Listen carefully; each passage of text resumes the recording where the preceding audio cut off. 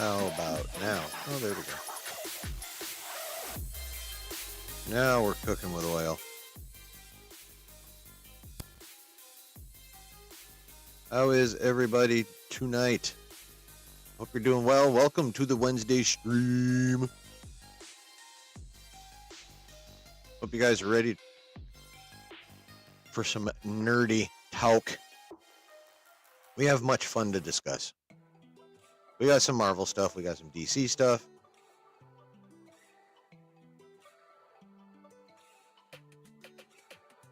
Maybe I might drop a little Star Wars story out there. Maybe. I don't know how relevant it actually is, but it could be fun. So,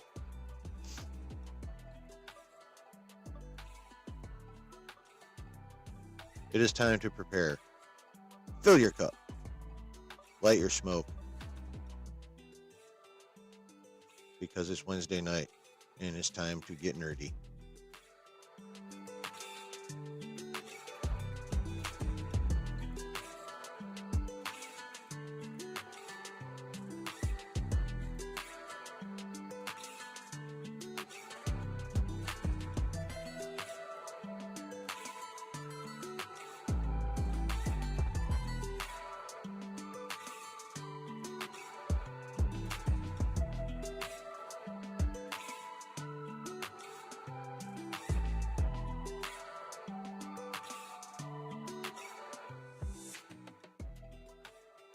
What's up, everybody? How we doing tonight?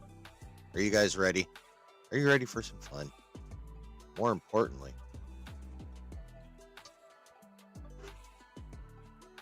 dramatic pause.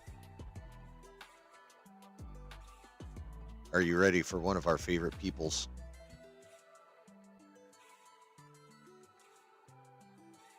Say hello to our friend. What's up, What's gang? up? How you doing, bro? Sup. Trying to figure out this snowpocalypse that is potentially happening in my neck of the woods. Oh yeah, I've seen that. Like, what is that? Tomorrow night or tonight? Supposed Into to be tomorrow or some tonight, shit like that. into tomorrow, like all day tomorrow or some shit. It's kind Oh, of shit. interesting. We don't really know. Yeah. You think you're gonna have to go into work or what? It's the downsides of the COVID world of where we can still work from home. Oh, nice. So you're golden either way. You can just stay hunched up in there and Sadly, handle your biz. I would like the Oh. excuse to be like, yeah, damn, can't work today. Right? Yeah. True. But it is what it is. Can't complain too much. Yeah. What about you? What's going on with you, man? Not a whole lot. Just doing the day-to-day thing. Still working on getting our room together over at Heather's parents. Finally got all the 98% of the sanding done. We had to do a little touch-up mudding. Well, specifically, Mrs. Chillin did the touch-up mudding because she is much more coordinated than I am. But I got the sanding covered. Gotcha. Mount sander the other weekend and knocked out that whole room just about in one day, whereas it was taking us forever to do a couple seams. It was ridiculous how long that took, and then both of us just banged out that sander. No diddy pause. And how fast did we get that room sanded? 3 hours, if that. Yeah.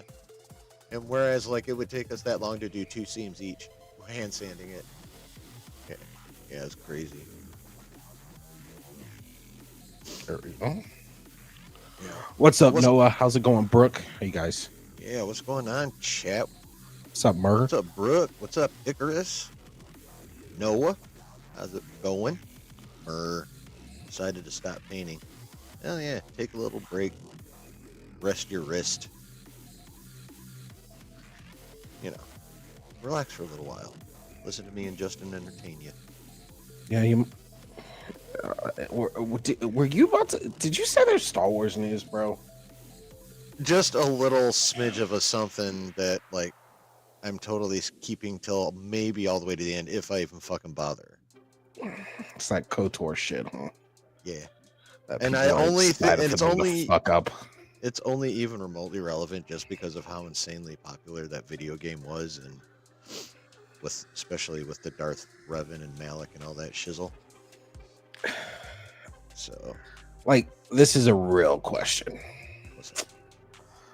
Do we and this is to chat too. Do we really after seeing what they did with Plagueis and how they portrayed the Jedi and how they seem to want to portray the Jedi at this point, do we really want a KOTOR movie or whatever they're thinking of doing? Do we really want that, guys? I don't think we do. I'm gonna say no. You know what? Yes? Not under this regime. No fucking way. Noah, at the state of Star Wars right now, you really want them to do KOTOR right now? Yeah, talk to me maybe late April, hopefully. We could bring this up again, but as things stand inside Lucasfilm now, that is a hard no from this guy. Every day there's Star Wars news. Is there though?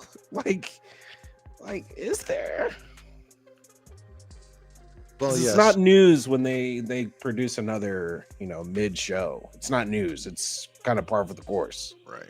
Oh, I definitely want other stuff, but I don't want any other stuff until KK goes bye-bye. Like, just fucking stop for 2 years or 3 and do nothing except put a fucking story together. Like how you should have started, but Edgar wouldn't let you. You don't have that kind of pressure now. Just fucking... Well, first of all, KK gotta leave. Please leave. Dude, she's not leaving. Yeah, probably fucking not. Dude, we've been saying this for almost 2-3 years now. She's not Yeah. leaving, guys. Like, Probably fucking not. and then even if she does, man, that just means one of two things. She has already a pipeline of trash stuff that is gonna have to come out, or they cancel everything that she has put her dragon hands on, and then y'all don't get anything for like another 10 years. I'm okay with that. That's not good. No, it's not, but it's still true. I'm okay with that. Like, kids already don't watch Star Wars. Like, you think they're gonna watch it then? You know, it'll give me time to get caught up on all the Legends books I don't have. So yeah, take a 10-year break. The good shit. Oh man. Yeah, I still want the good shit with the books, man. I still want that. Because it's before 2012. Yeah. I still appreciate the good Star Wars. I wish I could say the same, but That's a bummer. Star All right, Wars well. is done for me. Yeah. Okay, well, fuck that shit then. I love telling people how done I am with it, but other than that, Okay. Let us begin with a couple of little news bits that Daniel Richtman, aka Daniel RPK, dropped the other day.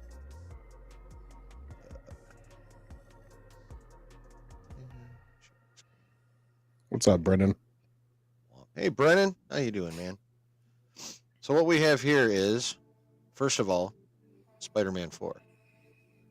According to Mr. RPK, Marvel Studios is currently rewriting the script for Spider-Man 4. That's not new news. The original version included Scorpion and Shocker as villains. Well, I'm glad that's no longer the fucking version. Yeah. That's what I got to say about that. I mean, yes, we've known they've been reworking the script for months now. I mean, Tom himself told us that, oh, we're so excited about the script, but it does need work. Like that whole interview with I don't remember who. You remember that shit? No, I don't. Nah. But yeah, this is not the first time the script being worked on has come up. This is not new. I am very relieved that that version no longer exists. It's not a big issue. I mean, I feel like it's obvious at this point. There's a lot of moving parts going on around Marvel, so That's for real. I need to get a background working for when I actually do StreamYard because it's all plain and shit. Anyway. Anywho, but yeah, it's like this is, it's just a small little tidbit, or along the lines of basically just giving me relief that the original version is, shit can right now, because that is not a good idea. And then the next little bit, Avengers Doomsday has a story set, but the script is still being worked on. Marvel Studios has until March 2025 to finalize it. Well, let me tell you something. They may have until March 2025 to have the general story locked in and a good draft to begin with, but this is Marvel. I don't care. They'll have something in March, but I guarantee, just like every other fucking Marvel movie that's ever been made by anybody except for the Guardians movies, they does that shit on the fly every single time. So it's kind of funny that they said they have until March to finalize it, because it's not finalized until like 2 months before the fucking movie comes out. Sometimes a month in the case of Quantumania, and I believe also Brave New World. So yeah, I think they now have a general idea of where they're trying to go, which does make me feel a lot more confident with Marvel, because I think that's their bread and butter, is when they have a general idea. It's just how they're going to get to that is when they make changes. And honestly, Kevin Feige knows how to do that, because he's done it for literally, as we've seen, 10 fucking years. So this is a good mode we're back in. It's good to know, at least with the underlying part that we got to have, is like they have a plan at some level. Yes.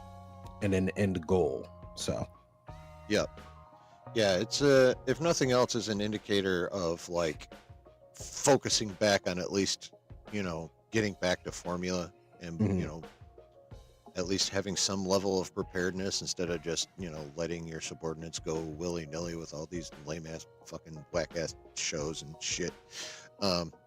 Back on form. More evidence, I should say, they're back on form, because Daredevil,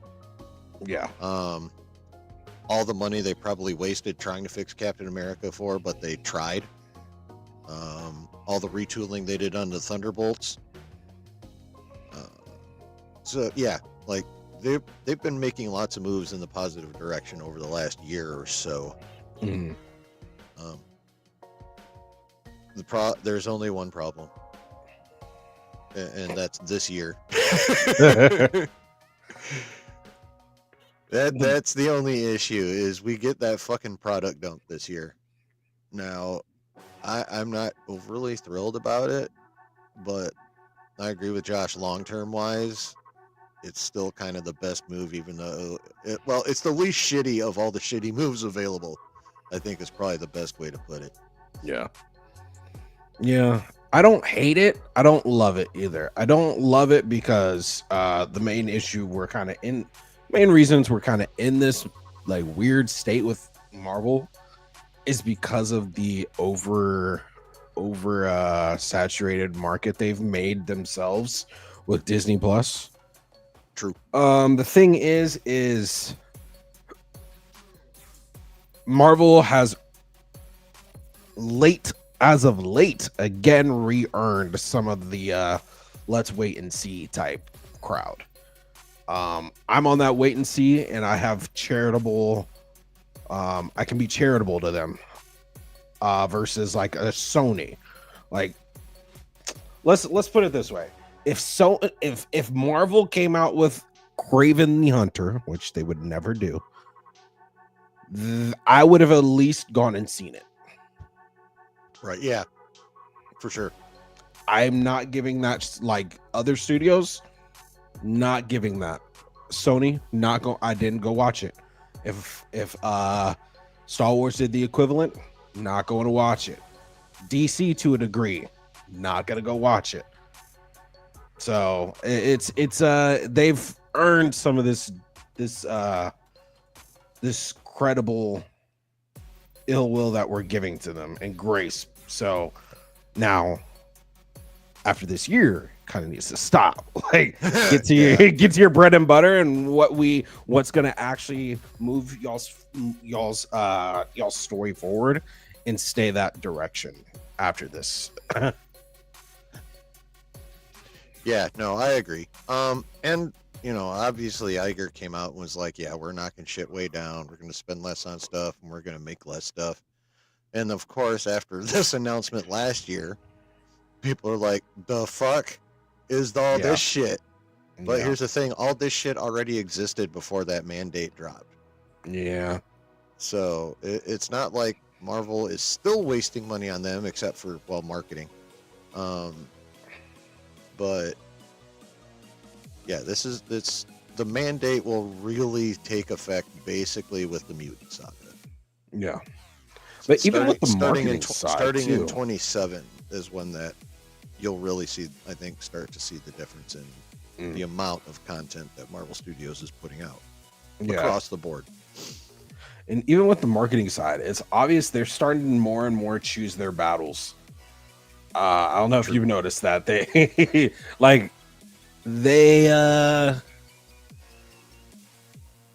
in previous years, I think they would have gone crazy over and above to try to promote Captain America 4 or whatever, right? Mm-hmm. They've dropped 2 trailers, and other than that, haven't done much promotion. Yeah, I mean they've dropped a couple clips in the last few days or the last couple weeks, but just like literal clips though, just like 30-second blips, and that's it. Clips like don't take long to edit at all, and I'm sure they're not that costly. So yeah, they've been choosing their battles a lot better. I think the main one I saw that for was Agatha. They were. I feel like they were a little more confident with Agatha, but they didn't promote that very well. No, they didn't promote Agatha really at all. They didn't promote. What If at all. Not hardly, no. So yeah, they're picking their battles. Yep, and which is also a good decision, both business wise and like exactly marketing wise. It all kind of falls under business wise, but specifically marketing and financial wise, it makes sense. You'll notice they're still not even pushing Friendly Neighborhood Spider-Man that hard right now either, and that shit comes out in like 3 weeks. Jeez, 3 weeks. I didn't even realize that was 3 weeks. Yeah, 29th, literally 3 weeks from tonight. Or is it the 24th? I keep fucking that up. I don't remember. But either way, that's kind of good that they're picking battles. Oh, totally agree. Totally agree. All right. Oh, actually, I do have a little baby. Since you mentioned Sony, you might get a small kick out of this one. Oh, Lord.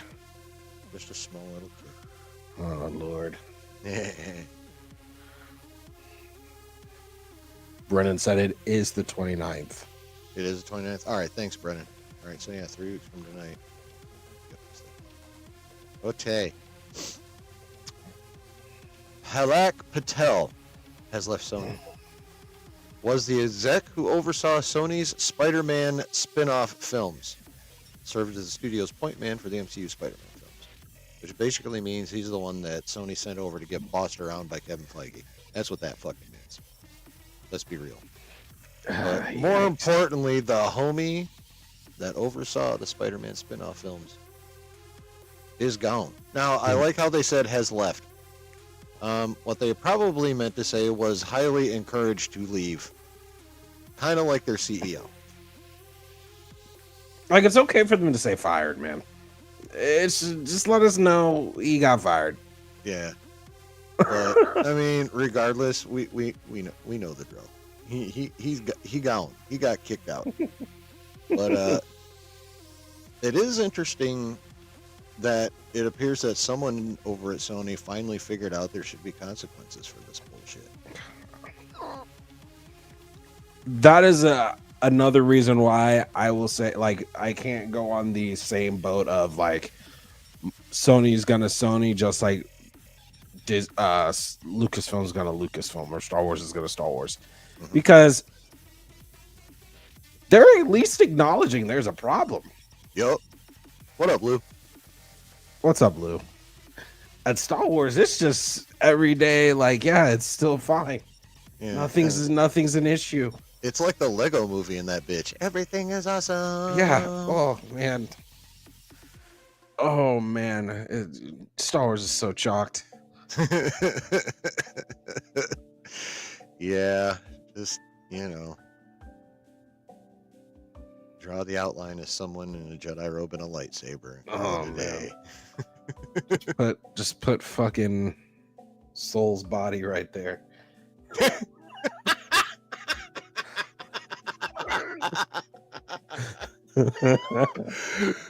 Put Soul's body there. Nice. Yeah. Well played, sir. Well played. I saw the tweet the other day. I think it was a tweet. I don't know. Actually, it might have been in the den. Like, yeah. Did they not realize? Did Leslie Headland? No, it was in the den chat. He goes, did Leslie Headland not realize that Yoda would feel Soul's death? It's like, dude, Soul was that insignificant. That's the only thing that makes sense in this whole entire show. Yeah, kind of, yeah. But yeah, like, that's... Anakin, it makes sense that he would feel Anakin's death or Mace Windu's death. Yeah. Not fucking random ass Soul. Oh man. Yeah, that's a little nuts. Like, and besides, like, fuck it, I don't even care. Exactly. I just don't even fucking care. Oh, shit. Oh, what was it? Something else. What other thing?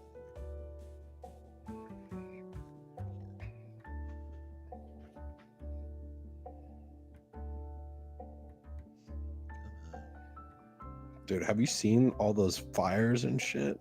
Oh, in Cali Palisades? Yeah, it's crazy, man. dude. I'll check on a buddy to make sure he's good, because whoo-wee. Yeah, it's crazy out there.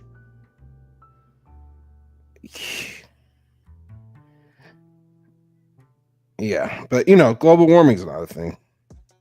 No, not a bit. Okay. All right. What do you want, bro? You've got food. I just refilled your fucking water thing last night. I just refilled your kibble this morning. What is your issue? Hi. Yes, I love you. But I'm busy. Yes, cat. Yep. So. Can't make that any bigger. All right. Yep. Hi. Don't even try and climb your big ass up into my lap from under the desk. You'll just hurt us both. Thank you. Jesus Christ. Anywho. Yeah. So, my time dropped this little nugget. Now, we all know that she's mostly good, but not always super reliable either. She's probably like 70-75% when it comes to accuracy, reliability, whatever you want to put it. Dan the Man, what's up? Hello, sir. Dude, Dan the Man, where have you been hiding from, bro? I ain't seen you in chats in a minute. How you doing, man? Right. So anyway, so we all know where we're at with her. Anywho, so she drops this. I fear Sony not done with Spider-Man spin-offs. After all, after all, shoot, put a fucking comma there or something, you dumb. Anyway, I hear they just want to make them about Spider-Man variants from now on. So I quote tweeted that puppy and I said, at least Spider-Man will actually show up. And if Spider-Noir slaps, that'll be at least a small indicator that they're taking steps back in the right direction.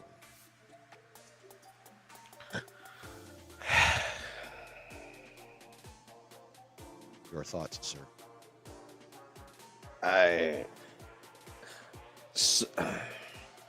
It really annoys me when all Sony has to do is fire up the Spider-Verse and just let Kevin Feige do what he needs to do. Right. It's free money. And they just refuse not. Why are we like, dude? Like that is partially why I don't like DC, right? Mm-hmm. We get all these random ass insignificant stories What's of up, Batman and Superman. What's up, C-Dub? That end up meaning nothing later. What's up, That's Delta Dan? basically what this sounds like. And I am not here for it, bro. Sony, like, y'all take one step forward and then like 20 steps back consistently. And it pisses me off. Just let Feige do what he needs to do. Y'all literally get, I think y'all take home like a 60-40 split or something crazy in that way. Like, why? It's hard to be nice about Sony. No, I understand. Bro, all right. What's up, Delta Dan? Come here. I'm not going to. Fuck off. Jesus Christ. Now you're back. Oh, no, dude. I'm not going over there to play, dude.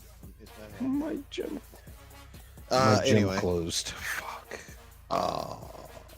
Yeah, because You as I just said, get the text? yeah, they sent us a thing saying gym won't be open for the next 2 days. Oh, I had to snap. miss today.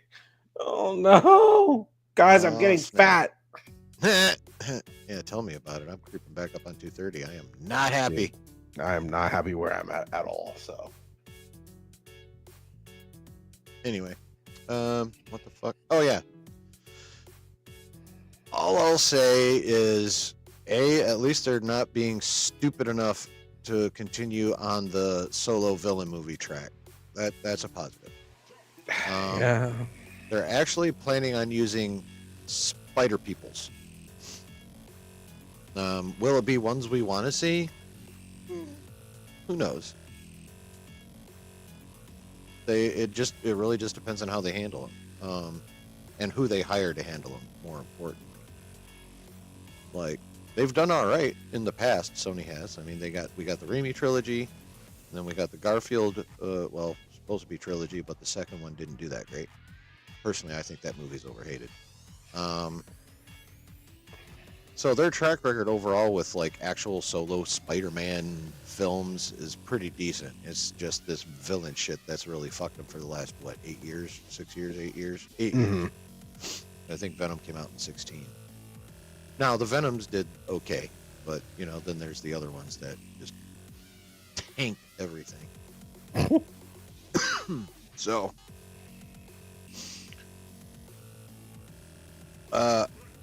just the fact that they're not doing the villain things and actually using spider people I'm not excited. It's got me intrigued enough to want to see which variants they're going to use and how they're going to use them. Like, I think Spider-Noir on Prime is going to be this is going to be the litmus test to see if even that idea is going to work. You know what I mean? yeah. So I think it's cool that they're not going to do villains anymore. The general idea of doing different projects about different versions of Peter Parker, whether they're actually named Peter Parker or not, if done right, could be cool. And it all begins with the Nick Cage version of Spider-Man on Prime, whenever the hell that comes out, which I can't remember. If it comes out. Well, I think no. it will come out. No, But it's coming out. It's being made. The problem is they're already beefing with that too. Because isn't that Lord and Miller under that as well? They were. That beef's been settled. They're just off that shit now. But there's still a beef when it comes to the main attraction. And that's Spider-Verse? Yes. Yeah, they're still fucking around behind the scenes no matter how they want to with that director announcement. I don't give a shit what they say about, it's always basically been him. Fuck you. Yeah, no, sorry boys. It still screams some issues to me, and I don't like, why are we doing this when you literally don't have to, is my problem, I guess, because you don't have to. You could literally just mail it in with Lord and Miller and then work with Feige that y'all are getting a stupid cut from, when y'all don't even have to devote any resources. It's crazy to me. So yeah, I'm still not a fan. I don't want, like, guys, take some time off. And by take some time off, that's not even really time, because y'all should literally be having in the next, it should have been out at least this year, but y'all should literally be having y'all's own Spider-Verse movie to conclude a trilogy that has been widely received and loved. And what's crazy is we talk, like, a lot of people talk about the, these animation movement that needs to happen, which in some cases it definitely does. But what do I always say? Like, Creature Commandos and Tales of the Jedi and Clone Wars, some of those are really cool, but they do not move the needle as far as mainstream. Right. The one animated movie that has really moved that needle is Spider-Verse. Everyone and their moms know about fucking Spider-Verse at this point. Oh yeah, Miles is huge. He's huge, and he hasn't even been live action yet. But what happens? We have Sony over here. We have freaking Sony over here beefing with the guys that they should be like, yeah, how much money do you want? Yeah, that's facts. So yeah, no, I do not want to hear about side character Spider-Mans when they can't even do the main thing correctly right now, and that is give the resources to Lord and Miller. Right, that's fair, totally fair. I'm just mildly intrigued by the prospect is all, I guess. Yeah, I got you. What's up, Daniel? Spicy Dan. Spicy Dan. Daniel Haas hot sauce. Daniel hot sauce. Making that shit to set your face on fire. Oh, I love hot sauce. Yeah. You ever put hot sauce on Lay's potato chips? I'm not a big hot sauce guy. Like, I like spice, and I only like heat if it brings flavor along with it. Like, I'm not a hot for hot kind of guy. Yeah, I feel that. As I've gotten older, I used to be that person, like, give me the hottest flavor possible. And now I'm like, just give me something that gives me a little kick, but, nothing that's burning my tongue on. Exactly. So, yeah. So I don't fuck with the hot sauce too. If there's like a little bit of it mixed into something else to give it a kick, fuck yeah, bring that shit. I'll watch you dribble some Franks into something, stir it in. I'm down for that shit. As for literally taking an object of food in a bottle of Franks or, hot sauce of your choice, one of Daniel's, and just like bloop, bloop, real quick on it and eating it, hell no. Hell fucking no. Oh man. Nope. Moderately spicy is the best in my opinion. Yeah, exactly. Yeah. Like, as I said, I used to love, like, give me the hottest shit you can give me and I'll eat it. Now I'm like, nah, just give me something good with a little kick. Yup. Something that's not going to make me have to literally rethink my life when I have to go to the restroom. Yeah, no shit. Like, Like, how many bad life choices have I made leading me up to this particular one? Exactly. It was 20 because it was a 20 count wing combo. Oh yeah. Oh yeah. I remember one day. This is like way back in the day when I was like, probably around your age, maybe a little older. I know, right? I have to say this shit. This is so fucking depressing. Anyway, I'm getting there. It feels weird. Like I see people that are younger. I'm like, oh wow. When I was your age. Yep, exactly. It starts sooner than you'd think. It's annoying like that. But so me and a couple buddies and our wives or girlfriends, I don't remember exactly the mix. I was married at the time. We all went to Hooters, and the three of us dudes split 100-piece wings because they were having a sale. and the three of us finished them hoes off, which means we each averaged 33 wings. Honestly, I would do that. Oh my god. Back then, I would, like, maybe like 5 years ago, I would do that 100%. Right? Yeah. Yeah. I did that shit. Oh my sweet Jesus. Yeah, you can only imagine the lava flow that resulted. Oh yeah. Yeah. It's like Kilauea in this motherfucker. I'll give you one real quick before we get back into it. Yeah. When I was playing football, I was friends with like a lot of the linemen, obviously, because I was running back at that time. So hey, you better be friends with your lineman. They're one of my best buddies. His name was Nico. And Nico and our boy Tim. And they would every I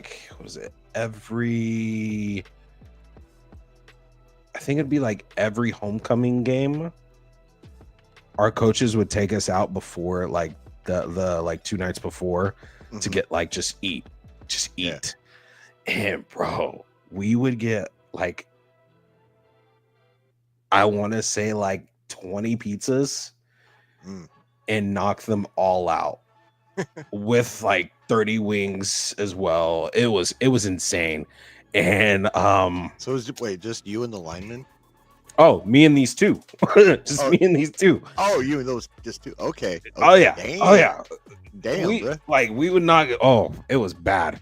And then we had, because he would give us like, they would spend money, like PTO, well not PTO, PTA moms or whatever it's called. Yeah. They would spend money on like getting us fed that day, that like those days before games. Nice. Bro, we packed on like, I would say like 5 pounds at least during those. Right. Yeah. And, God damn. Oh man. Yeah. Yeah, I mean the lines at the bathrooms before games was great. Oh, I bet. Jesus Christ. Damn. Was one of them the center? I just got to know like the hell the quarterback's life may have been.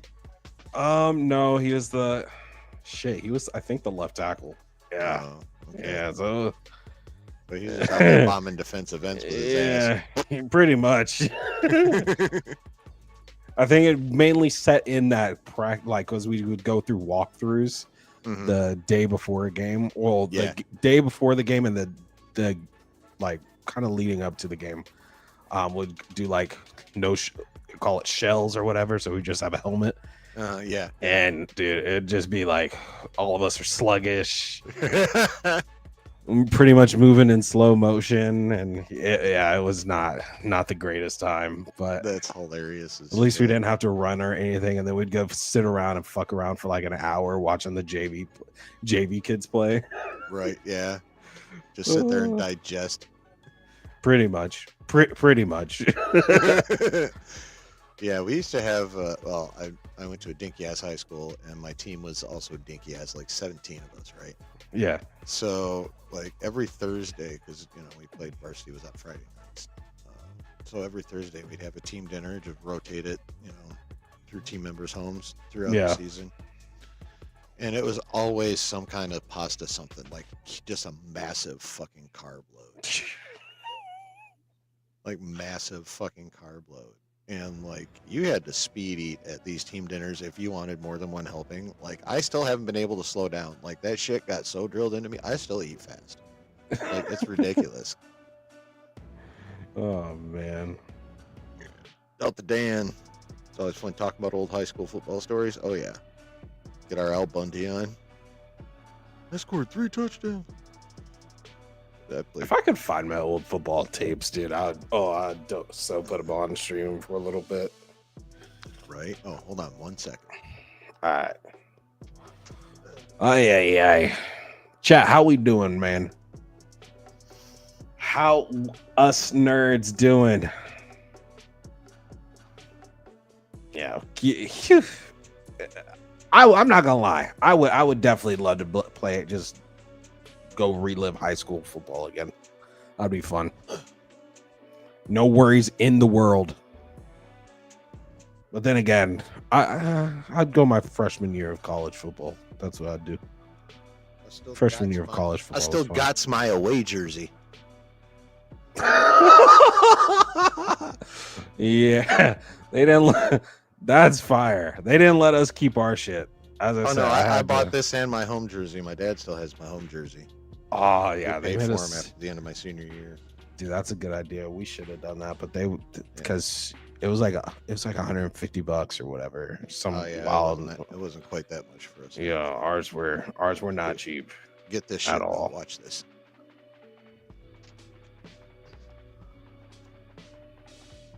I used to be able to wear pads under this motherfucker. Look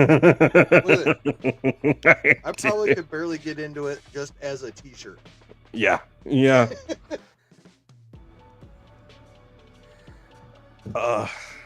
as I said, I had to do some like I had to do some fun stuff to get that thing home. So, right, yeah, yeah, good times. Okay, you ready to get into the nitty-gritty? Yup, because I know some of it's a little depressing for myself. Yeah. Delta Dan says, I tackled Maurice Jones-Drew. A few years later, Joe Mixon went to my high school. You tackled Maurice Jones-Drew. How'd that feel? I remember right, that dude was a tank. Yeah.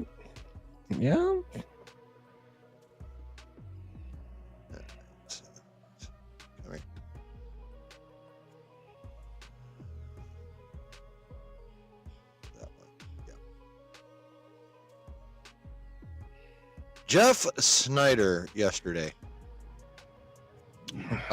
put this out in his newsletter and obviously teased it on Twitter. And he was kind enough to point out this is a hot rumor. Nearly 5 years after Chadwick Boseman's death, I hear Marvel is looking to recast its Black Panther hero T'Challa ahead of the 2 Avengers movies and Ryan Coogler's Black Panther 3. Now, later on, a little bit more from his article in his newsletter came out, and it was this. Marvel Studios reportedly offered the role of T'Challa to an actor last fall. Another version of this says an A-list actor. Shortly after Robert Downey Jr.'s big Comic-Con reveal. However, the actor turned it down.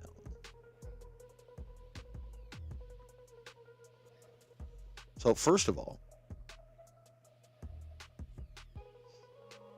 how many of us here would like it if they actually finally got around to recasting T'Challa? I mean, I would like it, but like, let's be real. I want to hear your perspectives first, because I'm not gonna lie. The discussion today in the Den of Nerds kind of sent me a little bit. Yeah. So yeah, not even Josh's perspective. Although one thing he did say was like, I don't know about that one, but I think I can guess which one it was too. Let me know. What do you think it was? It was the one he preceded by explaining he's just a Polish dude with a beard. The fatherless part. Oh yeah.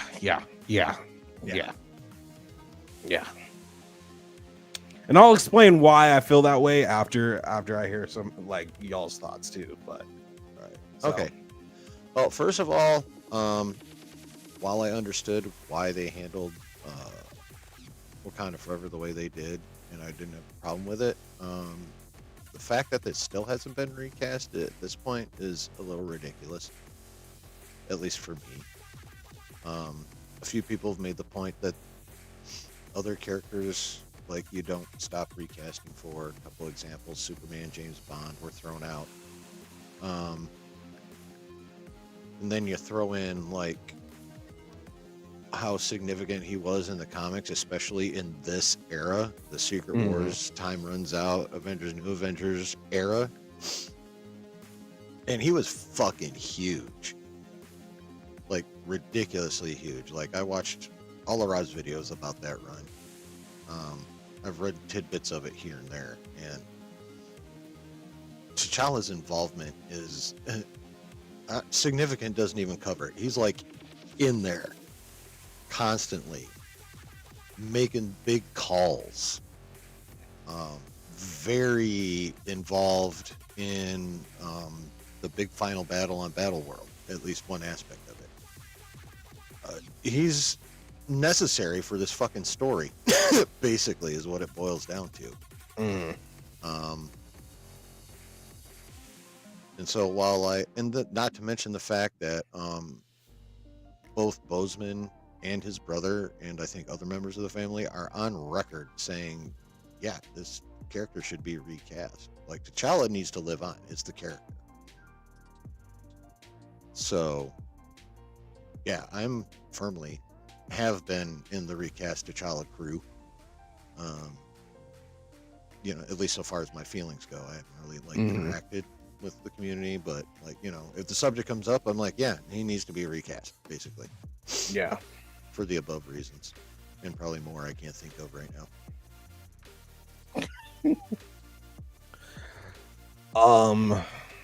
Chat, definitely put in your what you think. Oh, for sure.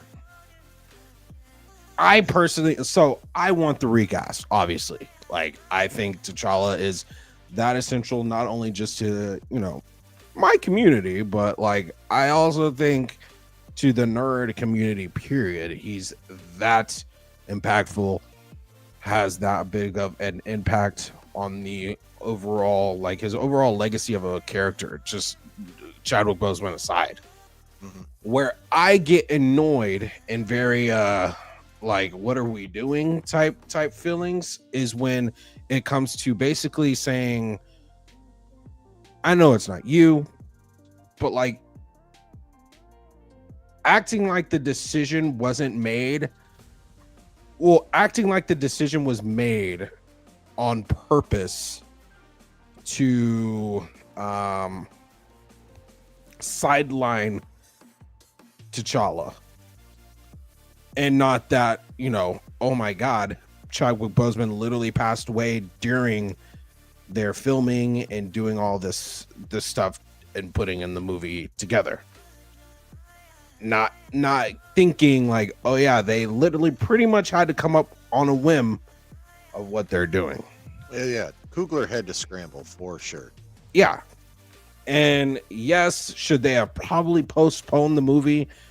Yeah, but it doesn't work that simple. It's not that simple. There's dates and stuff that are already set in motion that, like, you can't always just do that. So could Marvel have done things differently? 1,000%. But also, I think it is very weird when we're over here like, nah, they purposefully did this and they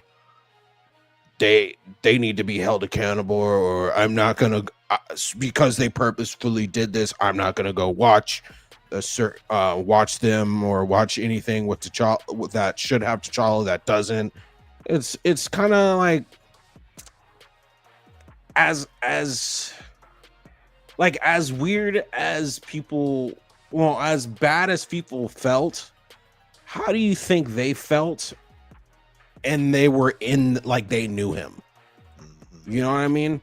yes, we all know the character lives on past Chadwick Boseman, and I'm sure the crew and everyone knows that as well. But bro, you got to show up to work and still finish your job.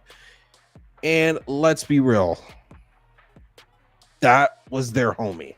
Like, Yeah. they loved him way more and in a way more intimate way than we could ever love Chadwick Boseman. Like 100%. Sure. They spent time in the trenches with him. Yo. So I think it is crazy when we're just sitting here acting like Marvel just did this totally out of malicious intent by making as some weirdos on the internet and people that know who I'm fucking talking about, saying they just purposely made this bastard T'Challa's son or whatever they say. I think that is weird, and I don't like that kind of talk with it. And then it's like, okay, we also got to remember this is the route they took. Marvel is it's cohesive. So if you bring T'Challa back in a recast, you got to make it make sense. That's true. You can't just throw him in because you made episode Black Panther Wakanda Forever. So you got to explain what the fuck happened now and why is he now back, and also why is this kid here, and there's a lot to explain. So you can't just disregard that until you get to the reboot. Now in the reboot, everything goes pretty much at that point. But that's why I get very annoyed hearing like, yo, T'Challa, like, this bastard son, they just need to recast and forget the son. No, you can't do that. It's not possible in this world of Marvel that we're currently at. Now, as I said, like, there's ways you can do it, but the people saying that don't have a sound way of doing that either. Right. So, yeah. Yeah, that was actually going to be my next question, is assuming they do it, how the fuck they going to do it? Exactly. Like, how would you do it? Do you have you even tried to think about that at all? Or, I mean, you'd have to do it through the multiverse, and then even then, they're going to be like, let's be completely real. Even then, there's going to be an asterisk. That's not the real T'Challa, though. Yeah. Like, it's damned if they do, damned if they don't. Right now. True. So, did they dig themselves a hole? 100%. They 100% did. Yes. But like, I highly doubt it was straight up off of malicious intent. Oh no, definitely not. I mean, exactly. Like they had started production when Chadwick passed. Coogler had to do a lot of rewriting when Chadwick passed. I mean, it's almost like what COVID did to Falcon and the Winter Soldier. Pretty much. You know, is like active God nature, or whatever you want to call it, comes in and absolutely screws up your plans for your project, and then you got to scramble and try and throw something together that's, you know, still good. Exactly. I would say Coogler, Jesus. I would say Coogler was much more successful at it than the writers of Falcon and Winter Soldier. For 100%. Sure. But yeah, it's a very wonky situation. Multiverse definitely would have to be involved. I think, I don't know how good a way this is, but the first idea that comes to my head is we get a variant of the adult T'Challa.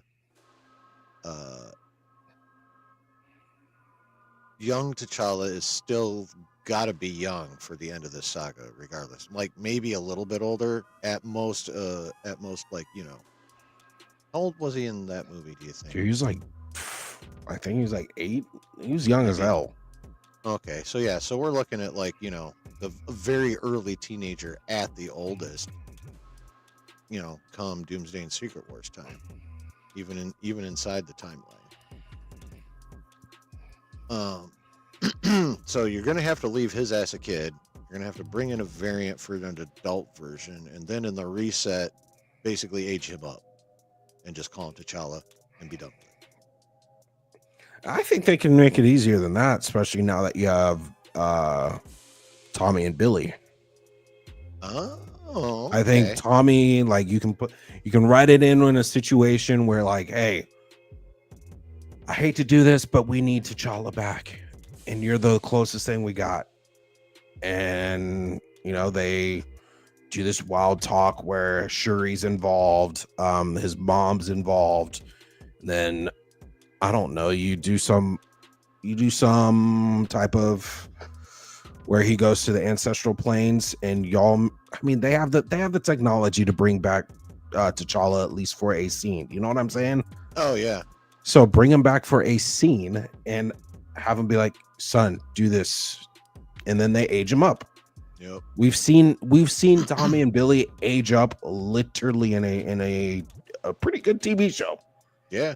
So it's possible. So I think you do it that way, somehow that way. And then you train. I mean, he should be training right now still. Right. Yeah. But then you give him the necessary tools he needs. Yep. Could also, since we know they're bringing Franklin Richards in, Franklin could age him up quite easily as well. Exactly. Like an uber reality warper. Jesus. Exactly. But that's my issue with that stupid group that is overly invested on how T'Challa still exists. Overly invested on how he exists, not if he's in the universe. If that makes sense. Yeah, no, I get what you're saying. Like, because they're overly concerned with the how instead of just that he's there. Yes. Because if they weren't, they would be okay with him being aged up. Yep.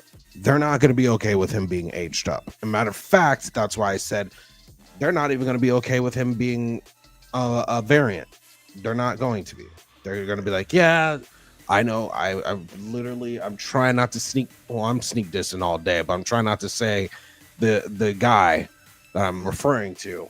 But I know damn well, even if they do a variant, variant T'Challa, he's going to be like, it's not the real one. It's not as impactful. It doesn't really matter. Like, yeah. And there will definitely be a group of nerds that feel that way for sure. Exactly. However, it'll be based on what I've seen out there anyway. That's a smaller group than the ones that'll be happy about it. And then on top of that, the normies, which is where your money be coming from, aren't going to give a fuck about the how. The how, yeah. They're not going to give a fuck about the how. They'll just be like, fucking T'Challa's back. Let's go! Yeah, but here's the problem is they're they might be a minority, but they're fucking the loudest. Oh, that's... And yeah. Exhibit A, today's chat. And in the den. Oh, yeah. I watched the replay. I did not have the live chat on. Good. Because I can only imagine, though, certain people that I've seen in there. I even said this because Kendall wants to dust off the microphone soon to talk about this. Nice. And he was in there kind of arguing with one of those fucking idiots. Yeah. And it's like you're literally coming to you're arguing. I told him, I'm like, you're arguing with somebody that literally came only for this conversation. Right. Was it, you know what I mean? Gray name? Yeah. They saw the thumbnail and they're like, okay, shit. I saw the motherfucker. I'm fucking sneak dissing right now. I saw him. Never see him in chat usually. Right. Saw him today. It's literally because they want this to be co-opt about this thing that they don't even know. Right. At this point. So again, I really do not like that conversation. I want T'Challa back, and I do want the real T'Challa back, I'm not going to sit here and act like they did it maliciously and how we got to the point we're at. Mm-hmm.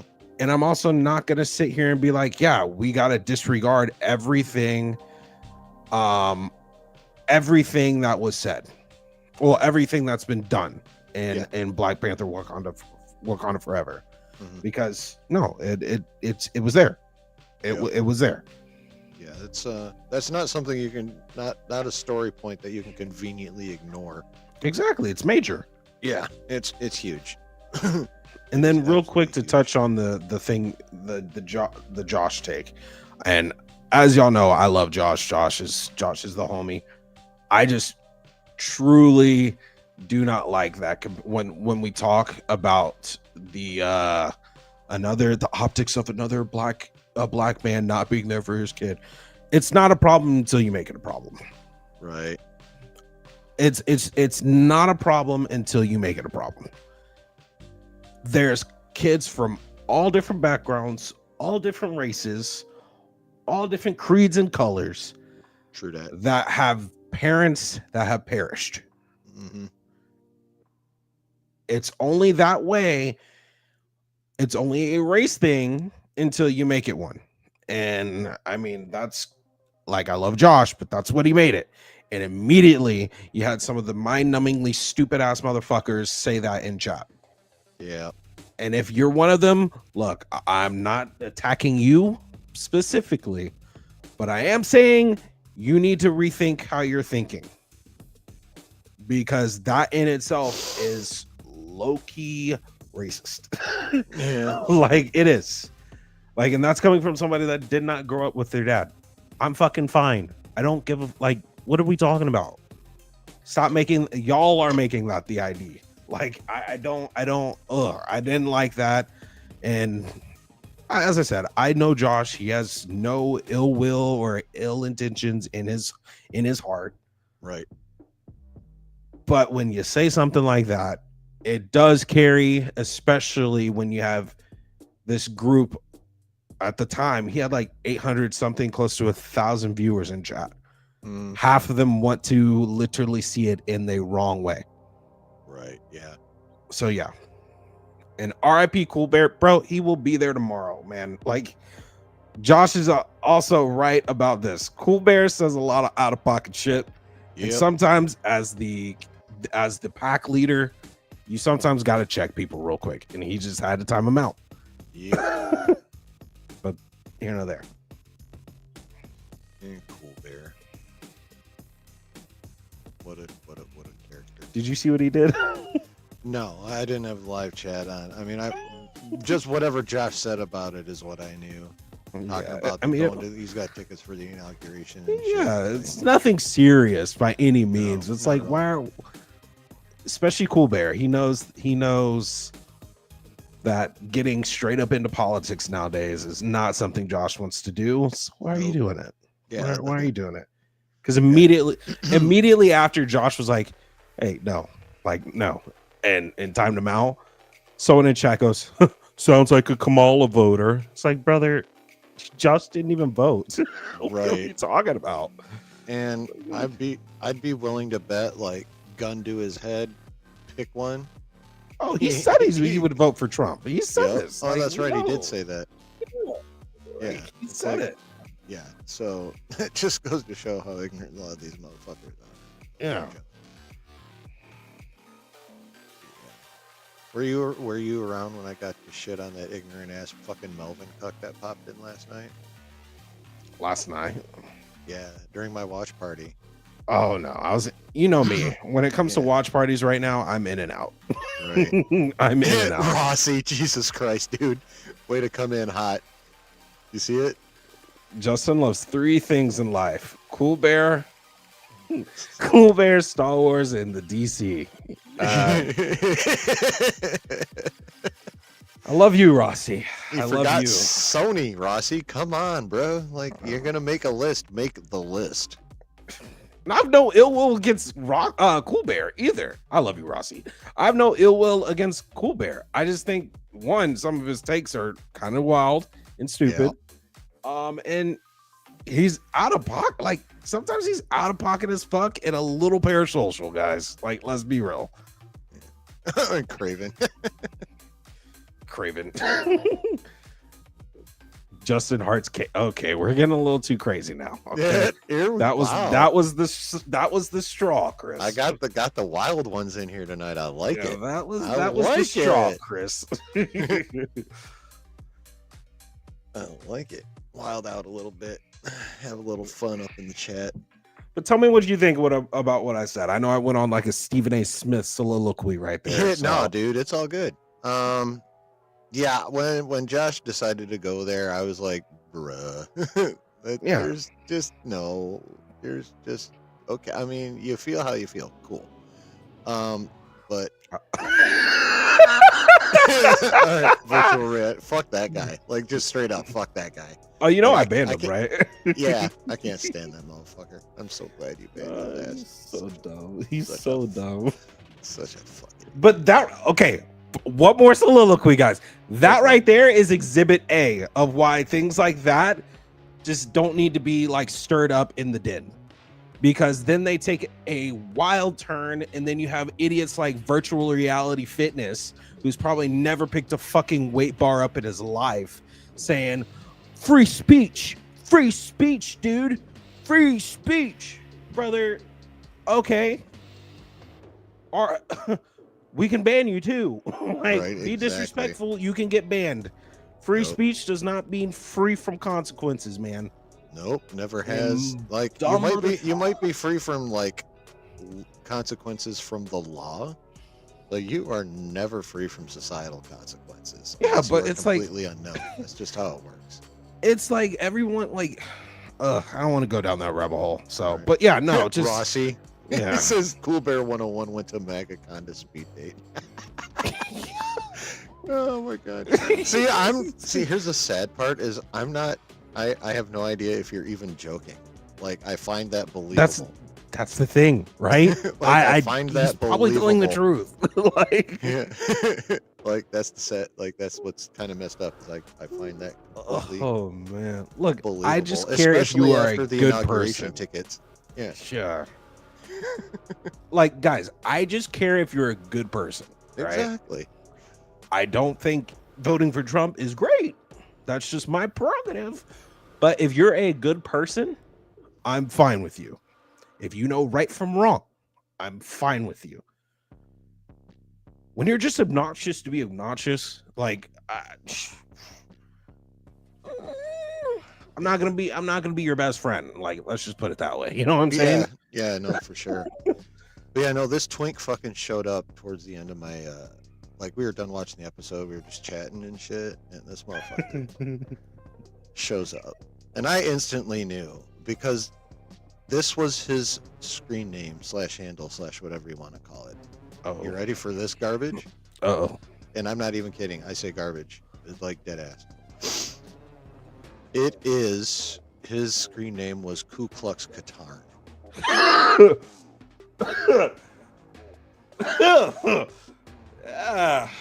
Yeah, almost an insta-ban, but I was like, you know what? No, I'm going to shit on you for a little bit first. And so I did. I shit all over this motherfucker. That's a name right there. Yeah. Oh, wow. Yeah, I shit on him for a good minute or two straight. Yeah, I'm dead ass serious. You can go to the replay, Chris. I am dead fucking serious. Yeah. Yeah, he popped in just one comment. I don't even remember what the fuck it was. I think it was just all emojis. And then I shit on him because of his stupid ass name. And then I was like, you know what? Fuck it. I'm done. This name, just because of your name, banned. Boom. And poor Delta Dan, I beat him to the punch. He was about ready to whip his wrench out and fucking go to town. But see, like that right there, that's why, especially like me and you, Chillin, we're working to get to this level of what, you know, the den is, right? Oh yeah. That's why Josh, like, I'm just kind of explaining it for the chat as far as like YouTuber mindset, right? Mm-hmm. You don't want that type of toxicity in the chat to just spread. Exactly. So it might not be a motherfucker named Ku Klux, whatever the fuck his bitch ass name is, right? but it's the mindset that you want to nip in the bud right away. Yep. And that's why Cool Bear had to get checked. Like, I'm just saying it how it is. And that's why virtual reality. I let virtual reality do his thing for months, guys. like for real, for months. Yep.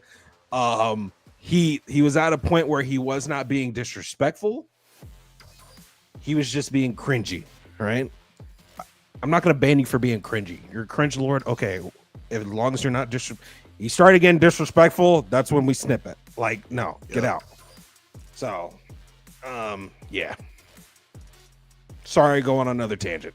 No, that's all right. But yeah, as a matter of fact, I'm pretty sure I used the term bitch acid more than once. I just thought it was kind of funny since you brought it up yourself. I'm like, yeah, I think I called that motherfucker a bitch ass a couple, 3 times. Oh, you're reading Rossi's comment? I know not. Oh yeah, no. I know not of what he speaks. I missed. I do know. Oh, you do look, know. Okay, Rossi, I know Josh. He's not on it too. That's why, like, because I think it was right after, honestly, right after the situation that happened with you guys, right? I'm not gonna lie. Like, I'll say this straight up. I'm not gonna lie. I do think after he had that situation with you, he had a straight up change up. You know what I mean? Like, not like a come to Jesus type moment, but like, I think he saw what he did to you and was like, yeah, I really shouldn't have done that. And I think that's also why he's like, I do need to figure out what type of vibe I want in the chat. Because I don't know if you've noticed, as soon as that happened, he kind of started tightening up on the, like, tightening up a little bit on the community.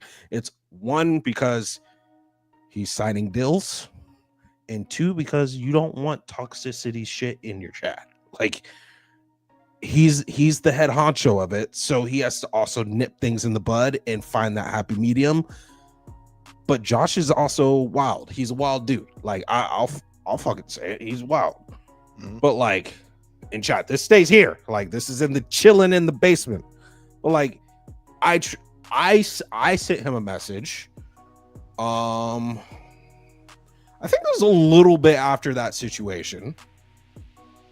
And I straight up asked him, I said, dude, there's a couple people just acting straight up out of pocket, man. And I don't know if that's a good vibe for the chat. And do you want me to start banning them? And he said, cool. He basically was like, cool down for a minute. But also, he wants to figure out what that happy medium is, because he does want you guys to act fun, like act out a little bit and have fun, but you got to nip it in a certain way. And I think that's what he's starting to tighten up on. So yeah, I definitely understand. And yeah, talking about your upbringing is fucking crazy, but I also think he realizes he knows he fucked up. I ain't speaking for him, but I just off the vibe and like showing, I feel like he realizes he kind of fucked up. You know what I'm saying? So.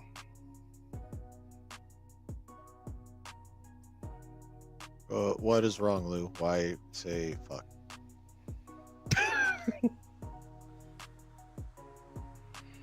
Yeah, like, if you guys want to wild out a little bit in chat, I don't give a shit. Just, there are lines. I've made it clear about what mine are around here, at least to a point. Mm-hmm. Obviously, there's going to be a sliding scale for some things, depending. But yeah, I mean, talk shit. I don't care. Give me crap. What have you. So yeah, exactly, Rossi. I try and stay away from that shit. I like to. I like to play with people. I don't do it too much, just because I'm not like super well established. But occasionally I'll allow myself to talk a little bit of shit to chat, but not much. I haven't earned that position quite yet. You know what I mean? But yeah, I definitely want like a chill / playful / that kind of vibe going on in here. So, I mean, that's all I'm looking for.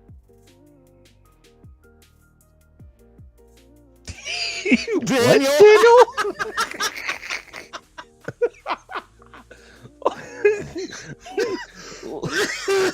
Oh, motherfucker, that might be the line of the night right there.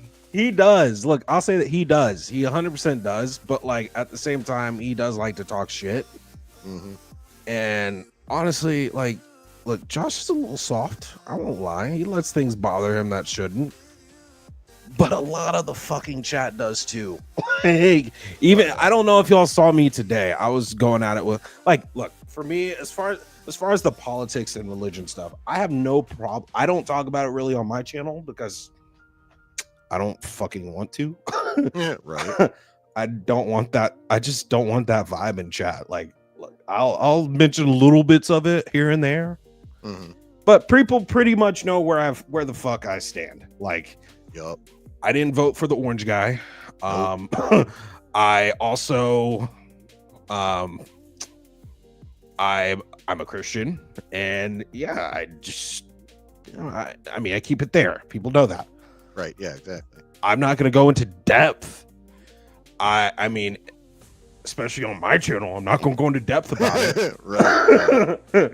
But like today, like someone made a blatant comment that literally was like, you're mad because it was a thing with Cool Bear actually.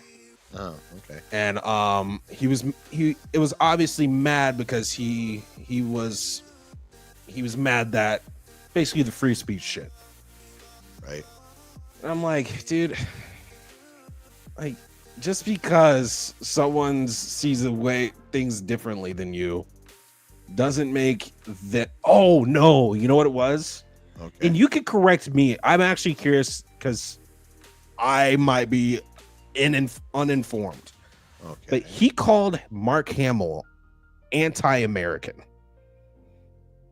Based on what exactly? He said some tweets. So I replied back. I said, so what makes him anti-American? Is it just because he doesn't go for the guy you go for? Like what makes him un-American? He sees the world in a different way. And at some point I think I did say Trump or whatever, because it's very clear that Mark Hamill is not a fan of him. And yeah, there's no mystery there. Yeah, I'm like, so you want him to shut up and act, basically, right? To just because he doesn't agree with what you agree with, just like mute him on Twitter, bro. Exactly. And that guy got so butthurt that I was saying that shit, and then just got like completely the opposite way. And it's like, brother, no, like he was calling me 12 years old. It's like, brother, I'm sorry that I'm asking you difficult questions to actually learn what you're trying to, your thought process is, and you can't articulate it. Yeah. That's not my fault. That's a trend, and that's as far as I'm going to go with that. I'm not going to go off the deep end on this shit, but I'll just say that's a trend amongst that. Just leave it there. just leave it there. I'll just put it that way. But like guys, no disrespect. I like, if you are a good person, that's what I fuck with. And you know, get to know most of you guys in here, y'all are good people. Fuck yeah. Whether you voted for somebody that I wouldn't, that's up to you. You're a good dude. You're a good dude. I don't think any of you are fucking bragging about going to his inauguration though. Right. This is it right here. This is what it boils down to. Yeah, and that's the thing. Half of those motherfuckers that y'all see me just going at in chat half the time, because I know y'all see it. I know y'all see it, because half the time y'all be like, dude, Justin, chill. I'm like, no, I'm getting his ass right now. Pause. They can't back up what I'm trying to debate. Just not even debate, having a actual well and thought out questioning about it. Like, I'm a naturally curious person, so I want to know what your train of thought is. And if I think it's wrong, I'm going to tell you I think it's wrong. Right. Yeah, exactly. Like, yeah, I myself am always more interested in having a conversation than an argument, but if you're gonna come hot, then you're gonna meet the fucking fire yourself. It's just the way it is. But yeah, I've had actual conversations with some MAGA people and right leaning people, like literal just regular ass conversations, like point counterpoint whatever. So it's not like it can't fucking happen. But the problem is a lot of people, and this is true on both sides. Let's be real here. Most people are just interested in the combat. Yeah, 100%. So, and Brooke, I kind of disagree. If people show you who they are based on their politics, then you cut your friendship with them.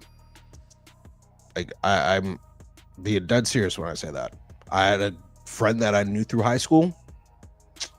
And what's crazy is he's a cop now. I wish nothing but the best for him and all that shit. But like, we had a mutual friend that we grew up in high school with die because of weird police shit. Blatant way to say it. Mm-hmm. But he wanted to. That's when he chose to switch up and act like he gives a fuck about this shit now. He's grew up with black people all his life because I was his friend. Mm-hmm. He's known black people all his life because he played football. Mm-hmm. When people show you their colors, whether it's politics or not, you don't continue to be friends. You don't force a friendship, man.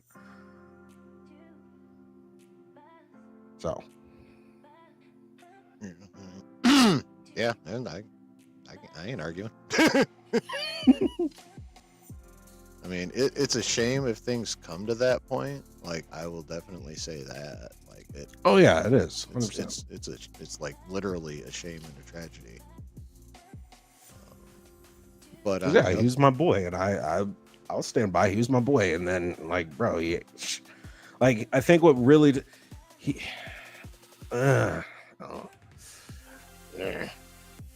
when you hold people that are just like, it was something LeBron said, right? It was something LeBron said, and LeBron was talking out his mouth, obviously. What? And I love LeBron. I'm LeBron stan, LeBron everything, guys, for real. King James. But LeBron talks a whole bunch out of his mouth a lot of the times before he actually, researches or some shit. And this is one of those cases. But so does all of our government, man. Yeah. And so when we this particular friend took it upon himself to go like make a whole Facebook, Twitter, Instagram presence about this, right? Mm. It's like, dude, you're yeah. All right, enough about that though. Right.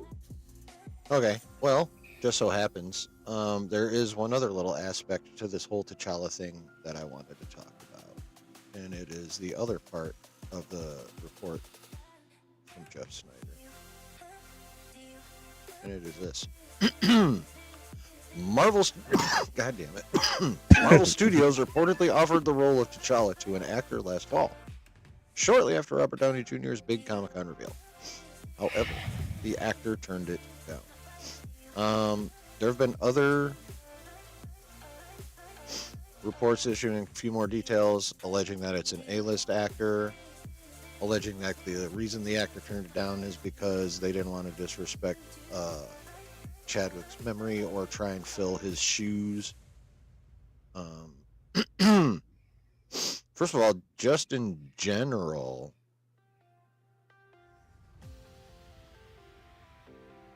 how do you feel about an actor being offered that and then they turned it down? Like without knowing who the actor is, just in general, what do you think about that? I get it. And I wonder how they presented it to him, though. You know what I mean? Yeah, presentation is everything. Because, like, were they disrespectful in the way they brought it up to the actor, or what? Like, because there are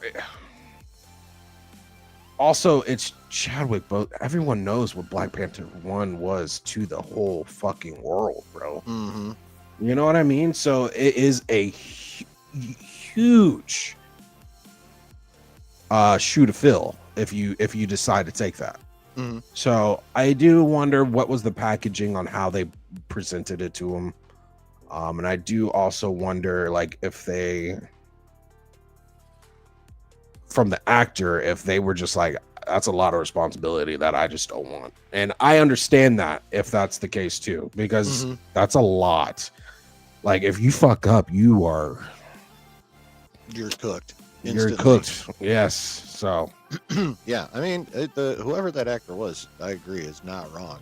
But Chadwick had huge shoes to fill, not just because T'Challa himself is an awesome character and it'll be hard to equal the way Chadwick portrayed him, but just because the character in and of itself is just like a massive source of inspiration just in general. Mm-hmm. You know, like you gotta have like a certain level of drive and desire to even remotely want to consider taking on being basically an icon. Yeah, pretty much. You know, so I'm wondering how accurate the A-list actor part is, and because that makes for some interesting speculation in and of itself. Yeah. First of all, deciding who the fuck is even an A-list actor anymore. Like, Hollywood's kind of about the directors now. Like, people care much more about who's directing the movie than who's in it. It seems like.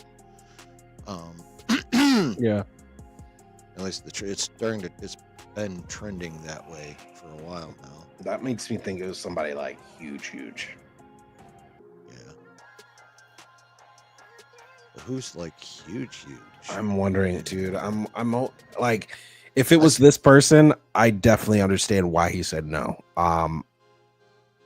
And given the time frame of what just happened, apparently being they just brought RDJ back at that time, and that's when that was just announced. Yep. I bet you it was Michael B. Jordan. There was that. I don't know if you remember, but in one of Perez's Discord Q&As, like I made a video about it. He strongly hinted that Michael B. Jordan is going to come back in some fashion or form.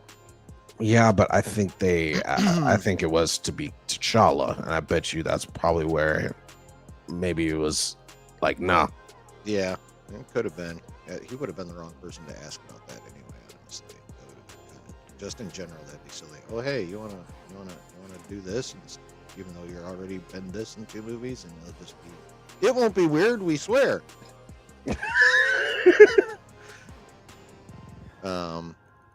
So yeah, that would honestly have been a silly approach right from jump. Yeah. No, it's not going to be Denzel. Yeah, he's a little, as Rossi said, a little too old. Yeah, that, and he's already got his other role anyway. Well, at least we think it's not that. Oh, Denzel in all the Equalizer movies is magnificent. It's funny you bring up John Boyega, because one of the other I can't remember which one. This was Beyond Reporter or somebody else, but one of the other scoopers on Twitter quote tweeted that tweet I just showed you with a picture of Boyega. So I don't know if that's this particular scooper's wishful thinking, or if they just had like a source and decided to fuck around with it for engagement or whatever. But I just bring that up because you're not the only one to bring it up. Yeah, but I also don't know I don't think if they did John Boyega, that'd be a big pop, man. I don't think so. Yeah, and I don't know. I mean, really, the only things I've seen Boyega in is Star Wars and Pacific Rim, so I really have no idea what his range truly is.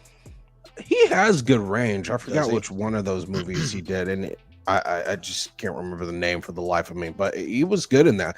Yeah. I just don't think he has that type of like. He's still that guy that you're like, that's that dude from Star Wars. You know, Right, he's that yeah. snap your fingers, who is he type thing. He's not Right. somebody that makes a big splash if you sign him. Right. I mean, there's the usual suspects. People are talking. Well, people have already talked Coleman Domingo for the recast Kang, but he could easily be a T'Challa. Yeah. Oh, damn it! I already forgot the dude's name. I literally just had it. The dude that was Hawkman in Black Adam. Oh yeah, I know who you're talking about. Yeah, I can't remember his name off the top of my head. Maybe Chad can help me out with that. And Chris, shut the fuck up. Eddie Murphy. Jesus Christ. Yeah, that would be. I could tell you, I would turn into one of those recast T'Challa motherfuckers that I despise. Yeah, some people. Yeah, you're right, Delta Dan. Some people are saying Denzel's son. What's his name? John David Washington. Mm-hmm. Shit. What's another name? I was just thinking that I had heard people talking about, or at least fan casting with. Shit. Who's that? Oh, it's another one's kid. Damson Idris. Or Idris. Yeah. Idris Damson. Whatever. Yeah. Anyway. Yeah. A lot of people like to be fan casting him for that too.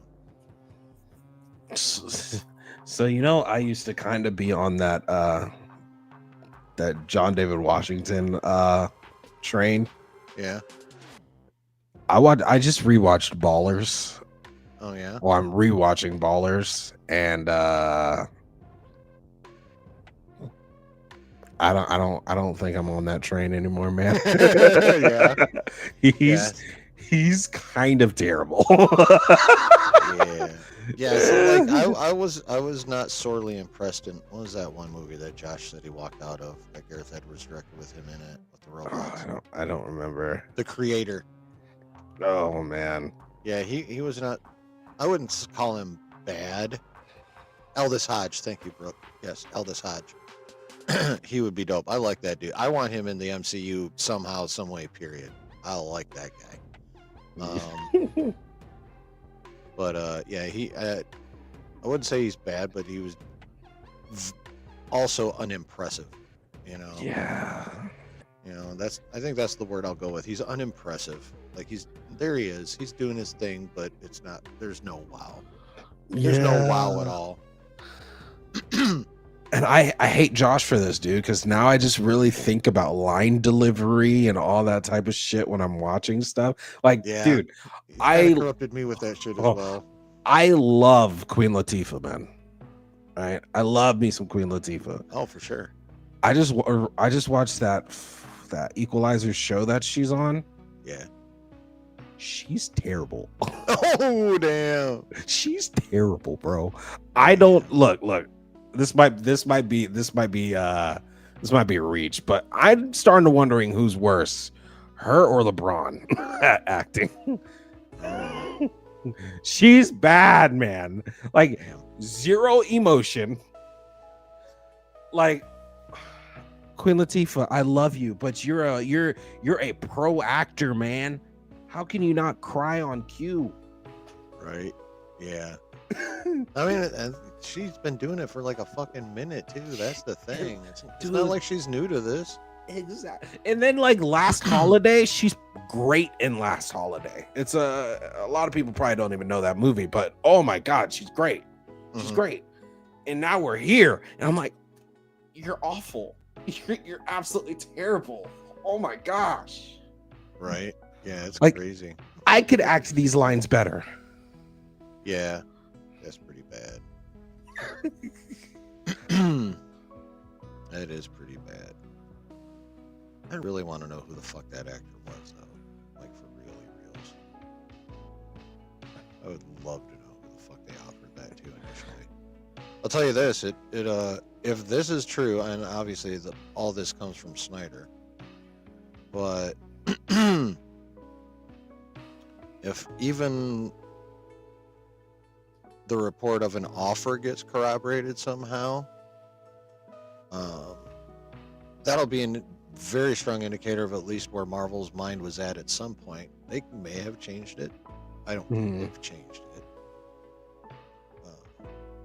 I do honestly think they want to recast T'Challa, but they got some figuring to do first, like for damn sure. They better know the how before they cast someone in that role. You know what I mean? Yeah, 100%. 100%. They had better know the how. Which, as I said, man, I really do think we're in a good way a confident way moving forward, even if it doesn't look like it for some of these projects. Yeah. So.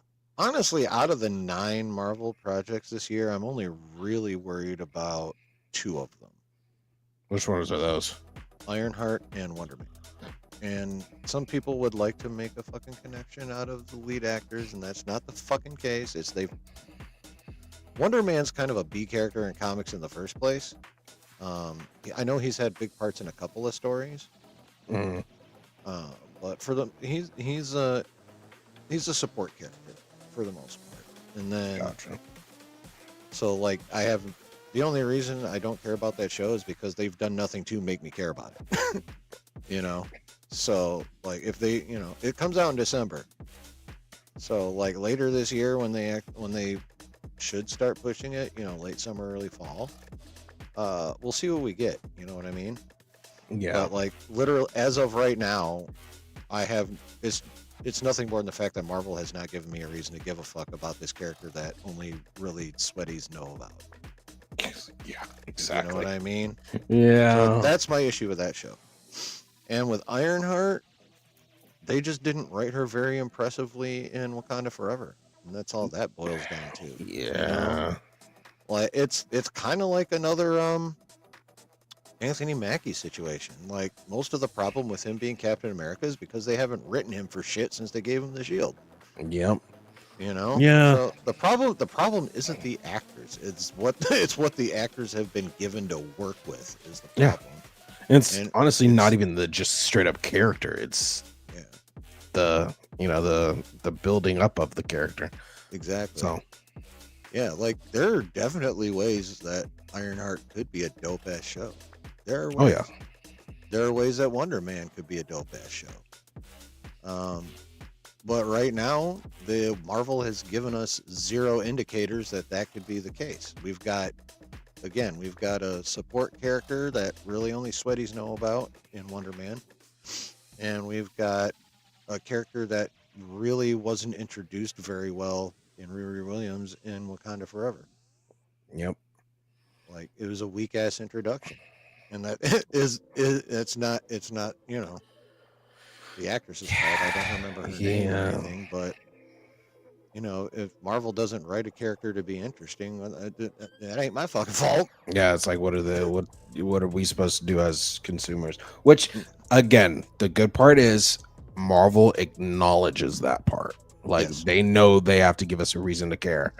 Mm-hmm. And I mean, we have clues that that's kind of what they've gotten and realized because of, Exhibit A, Billy. Mm-hmm. So I mean, I absolutely love Billy, and I can't wait to see him in the next whatever project he's in. So it'll be Agatha season 2. Yeah, I don't want to wait that long, but Yeah, unless they toss him in at the end of Vision Quest, which is possible. I don't have it any worked out, but I can feel that there's a way to make it work well enough. I think it fits perfectly if they bring him into Vision Quest, because that leads to, it'd be he would have a great reason to go to Vision to need his help to find his brother. True. So dead ass. Yeah, good call right there. Very good call. Yeah, exactly, Rossi. And Agatha also probably like Skeleton Crew. Both of them suffered from coming out after a really shitty show or a really bad series of shows. Like if Agatha had come out on time, which was supposed to be, I think, 2 years ago. It may may have been, well, I don't know about 2 years ago whether or not it'd been better. Yeah, things weren't complete. Things didn't really go super down the toilet till 23. So if Agatha come out a couple years ago, I think it would have been at least as well received as it is now, if not more so. I definitely think Skeleton Crew would been much better received if A, it wasn't right after Acolyte, and B, if the 3 previous shows excluding Ahsoka also weren't crap or bordering on crap.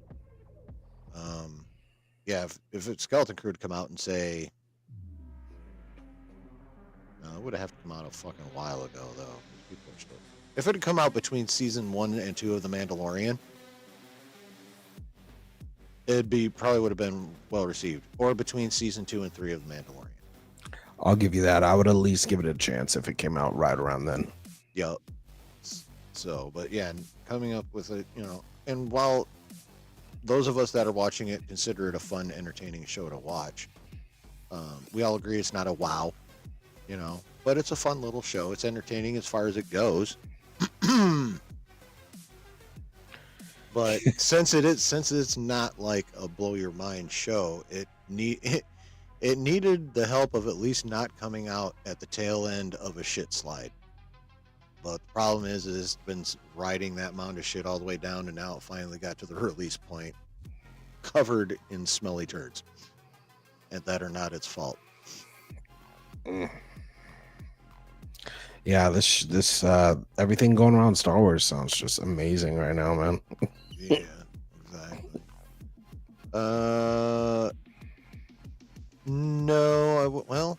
No, yeah, because that's come. Oh no, actually, really, it's going to come down to how Mandalorian and Grogu performs. Because Ahsoka season 2 is coming out after that, and if Mandalorian and Grogu tanks, then people are not going to give a shit about Ahsoka season 2. I'll be honest, I'm out until then. I'm out until Ahsoka. Yeah. I don't care about anything they have to offer until then. No, that's totally fair. That's totally fair. I mean, that's supposed to start filming this year. Yeah. I wonder when we're gonna get the news of who they're gonna cast as Balin. Like, it's gonna have to come out sooner or later. Yeah. When did they say that was gonna start filming? Was that Q2?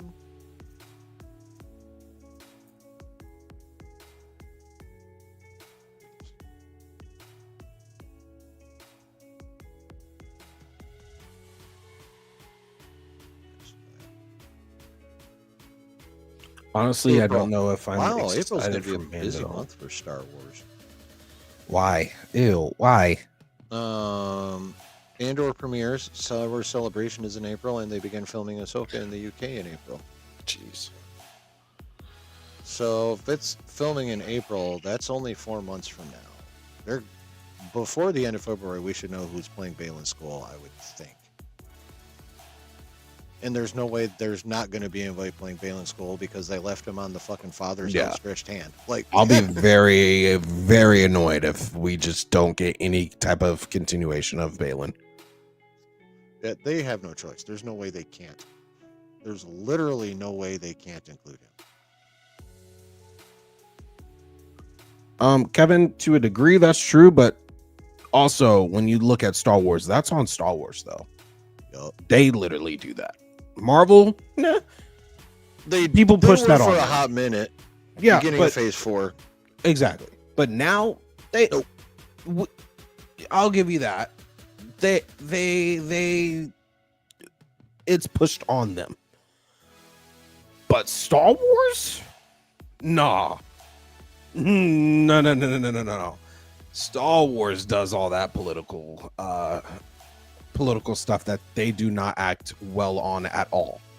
And it's not that they do it, it's that they do it so very, very, very poorly.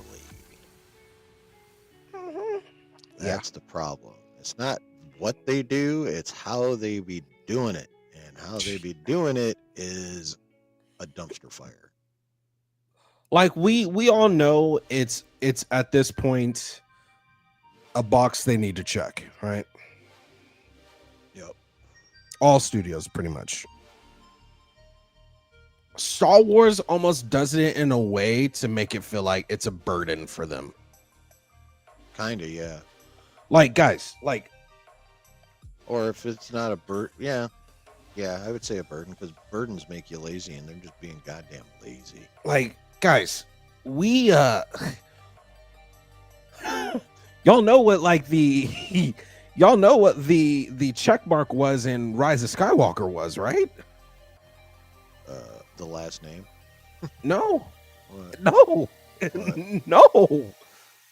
They had two random lesbians just walking across the screen for literally 2 seconds. Oh yeah. And then at the very, very end, you see them one more time for a literal second kissing. It's true. Yep, it's true. That is the definition of just a check. Like, let's get it in for just a check. Marvel, on the other hand, they at least do it correctly now. Now. Saying now. Like Billy, done correctly. Yup. So, yeah. I disagree. Yeah. I wonder if Iger secretly wishes he could sell Star Wars. Well, I mean, he never talks about the motherfucker, so maybe. Problem is no one would buy it right now. Like, even if he wanted to, another corporation be like, yeah, it's a fucking good one, bro. Don't even know if it would be. Well, whatever offer Iger put out there, it would become the counter offer would be at most half. Exactly. And they're like, who are we going to even have take over this? Right. Because no one fucks with it. Yeah. Yeah, I think Josh kind of was right when he predicted even if Kathy leaves in April, like, the chances of someone coming in who's actually going to, like, do what really needs to be done is low. Yeah. Yeah. They've just dug such a big hole. It's not good. It's really not good. I don't know where you go to get better at this point. Away for 3 to 5 years. Dude, they've been away. We haven't had a movie in theaters. I mean, away. Like, I get it, but how much away can we already get from being irrelevant? Well, they're irrelevant now. Yeah, true. Well, they're already irrelevant. Who the fuck cares? I know. They're over here literally making shows out of their own genre. Yep. It's terrible. Star Wars is cooked, man. Guys, I think y'all forget. I loved Star Wars way before Marvel. So it really pains me to say this. But Star Wars is fucking gone. It's gone. They don't even care about it. So why are we trying to act and make excuses for mid-ass shows like Skeleton Crew and Andor? Like, guys, what are we doing? It's not Star Wars, man. There is nothing in Andor season 1 besides trinkets spread across the freaking screen to make me feel like, oh, we're in a Star Wars universe. Right. No, I do. And we know that get back in the theater for sure. Like, Star Wars started as a theater franchise. That's like its lifeblood.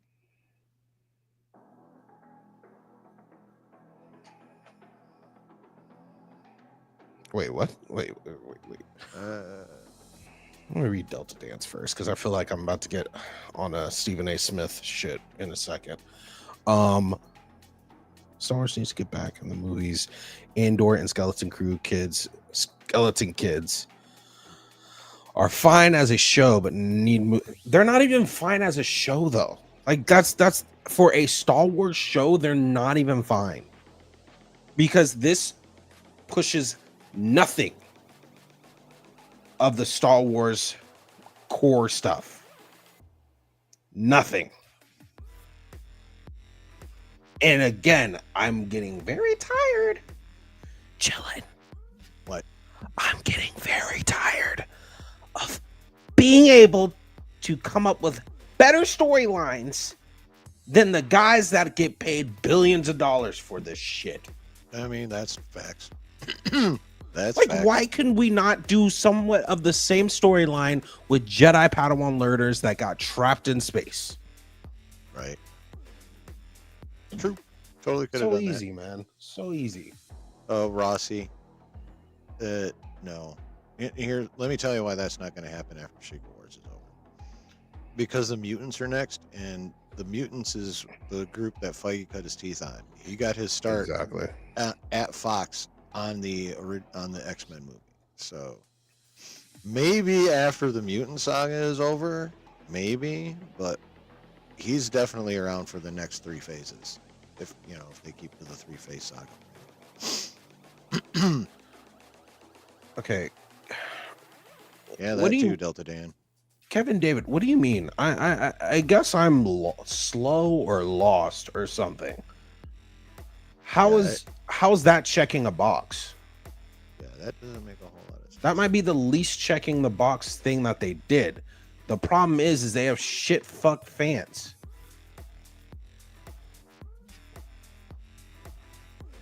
That's not checking the box on their end. Like, well, no, because they could have checking a box would be is they have some background character that's black that says 2 lines. Yeah. So I guess I'm just lost in what the mermaid, the Ariel, like, no, I get it. That same shit happened to what was her name? That played Reva. Oh, Amanda Stenberg. No, Moises Ingram. Moses Ingram. Yeah, they bullied that poor woman, and I feel bad for her because, bro, she did not write her character. Nope. They fucked up her character. Big time. Because that could have been a great character, honestly, and they fucked it up. If they'd have done it differently, Reva could have been very badass and very accepted, but they treated her not the right way at all.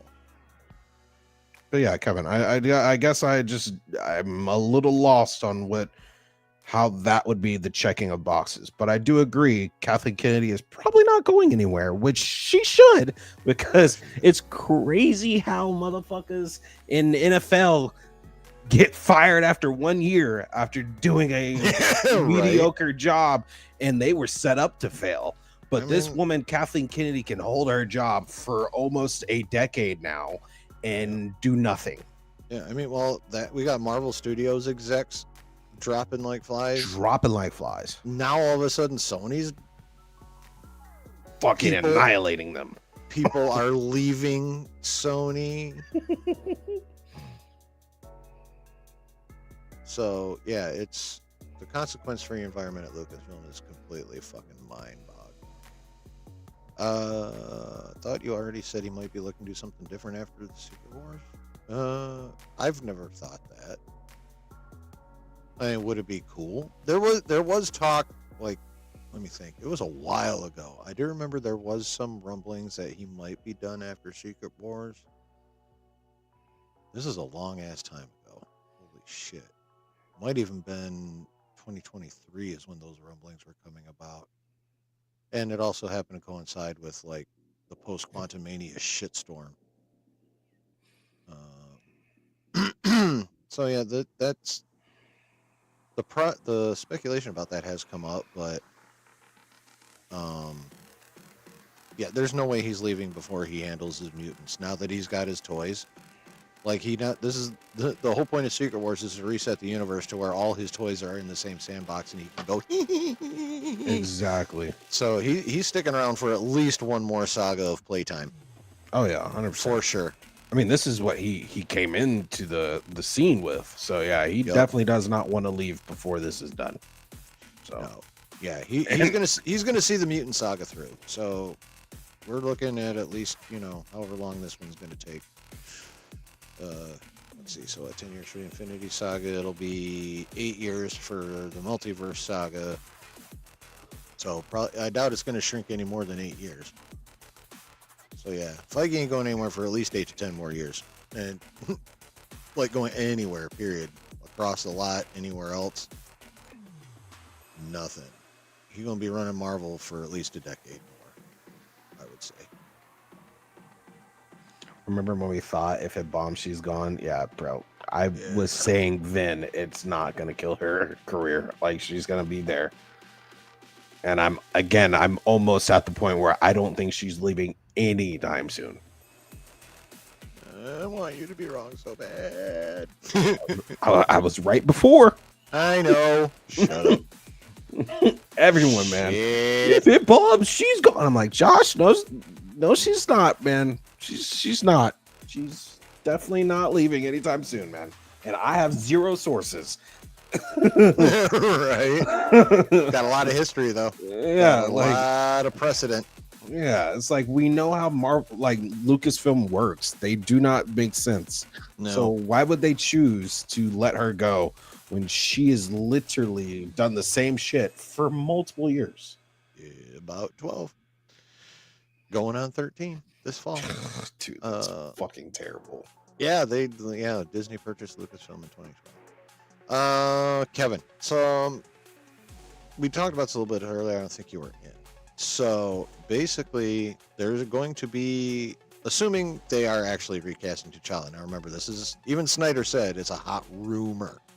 Okay. So anything connected to this story right now is rumor, and including My Time to Shine's pushback about it just being an aged up kid, T'Challa Jr., which I forgot to mention earlier. But there's going to be a portion of the audience that's going to reject anyone new playing T'Challa, but there's going to be a small, very sweaty portion of the nerddom. General audiences are not going to give a shit.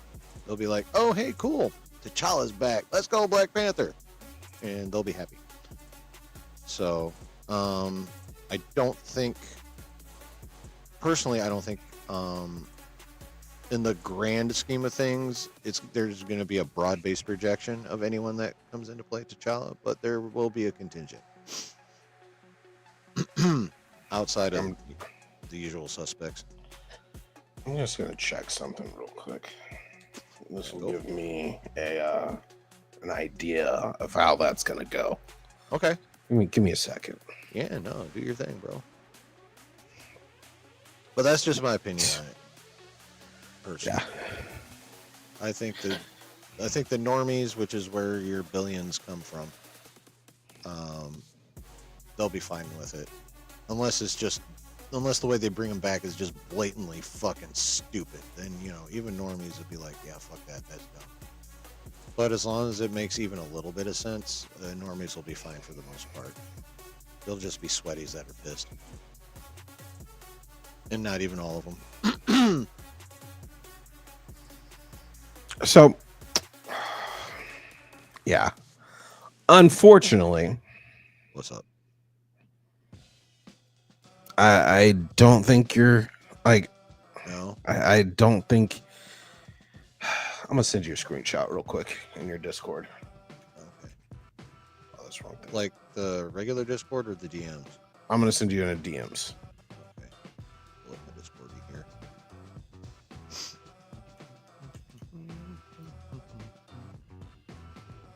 Hold on. Yeah.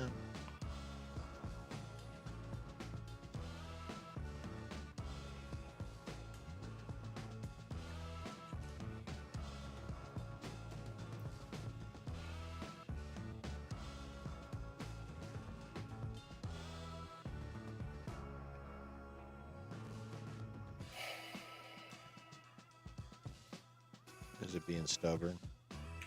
Yeah, I was trying to get a good screenshot. Oh, okay. Oh. I just sent it to you though.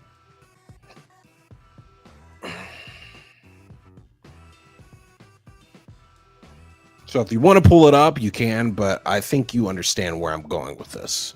I think. And if you don't, I can explain.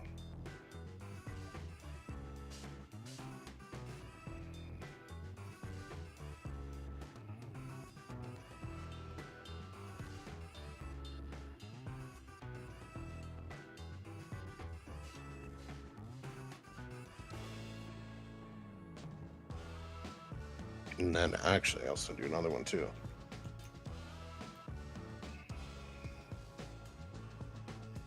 I'm familiar with the name.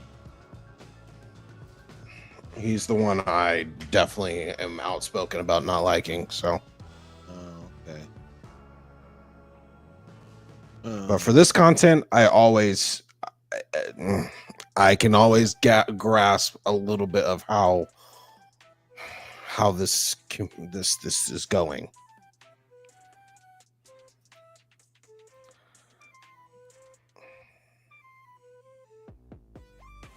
And the problem is too, is I think there's quite a few fans of this guy in chat. And so I try not to be straight up blatantly an asshole about it, but like I mean people if you know, you know, and you know I'm not a fan. Right. I'm trying to remember why. I mean, he's been blatantly disrespectful to me and Kindle on our own show. So Okay, yeah. No, I remember. I do not. Yeah, like I remember now. I remember Yeah. now. Yeah, that was a hot minute ago, but now, yeah, I remember. But if you see, I mean, chat, chilling, looking at a thing of a channel that is a pretty not even middle of the road channel. I'm not even talking shit because my channel is not big. So I'm not talking shit, but I also know how that trending shit works. As a smaller channel, your channel will go bigger based on how your views, like how the interest is of this, whatever you're talking about. Mm-hmm. Oh, you got it up. So these are live. Okay. These are live streams, man. Like 2 hours ago. I mean, cat's out the bag. Y'all know who it is. I don't fuck with him. I don't like him. But like his channel only goes well when shit like this is kind of popping up. And so what I'm saying is the fact that this was streamed 2 hours ago and it's already at 200 and something views. For his small channel, that's pretty good, because if you look over at his Marvel 2025 releases 7 days ago, it only reached 197 views. Yep. Then you don't garner shit. Yeah. Norman Osborn race swap did 2.5K. Exactly. But you look over at, I mean, anytime this guy talks about some race shit of Marvel or recasting T'Challa because he's, for some weird ass reason, the wannabe spokesperson for it. And it's like, bitch, you live in Canada. What are you talking about? No disrespect to Canada people, but like, I don't want to, I'm sorry, I don't want to hear you act like you're speaking for all the, it's same reason I have issues with some of the stuff that Theory says. Because, brother, like, why do you give a fuck about American politics and shit like that if you are a Canadian? Right. It's kind of the same thing. Like, brother, you're in Canada, man. What do you? I mean, if desires are met, Canada will be our 51st state, so he may have to worry just a little. I mean, that's not something they should want. But anyways, yeah. I just do not. I say all that. Oh, I show that to say this. Like, I'm not gonna lie. I already can see, no matter what Marvel does, if it is not a straight up recast, which I don't think you can really do until you get to the actual reboot and have it make sense. Kevin, I actually do think they are gonna reject the whole T'Challa stuff. And the simple fact is people want to hear about that talk right now. And that's what that his numbers show. Oh, okay. Yeah, I mean, that's fair. That's totally fair. I didn't even think about that aspect of it. Yeah. That makes sense. I mean, I still think overall it'll be okay. Like, but I definitely will concede that the dissenting group could very easily be much larger than what I at least thought it would be, like, 5 minutes ago. Yeah. I mean, it's just again, it's just gonna be the loud motherfuckers, man. Oh yeah. Like, again, today in chat, people. There's a whole bunch of just random dudes only there because they saw the thumbnail. Yep. For sure. So yeah. Done being on my haterade right there, which I'm not really hating because I don't give a fuck about that. But Right. yeah. Yeah. Let the hate flow through you. Use your anger. I guess enough on my Gives talking you shit. focus. Makes you stronger. Yeah. Try not to be a dick, guys. I'm trying not to be a dick about it.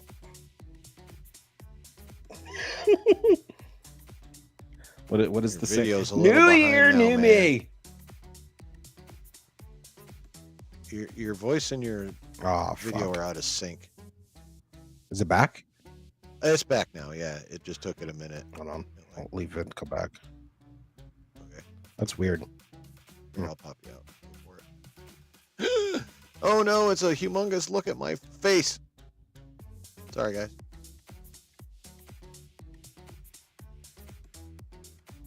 Like wave or something when you think you're ready. Or just pop back in. That'll work too. Feel like you always miss this political shit in Josh's chat. Consider yourself lucky. There are definitely some people in Josh's chat that triggered the absolute fuck out of me.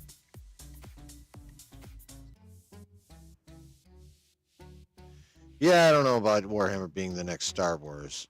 I will allow that from, like, I've checked out a few of Luton09's videos. He's really good with the Warhammer lore. He's one of the biggest Warhammer lore channels out there. What's up, Travis? How you doing, brother?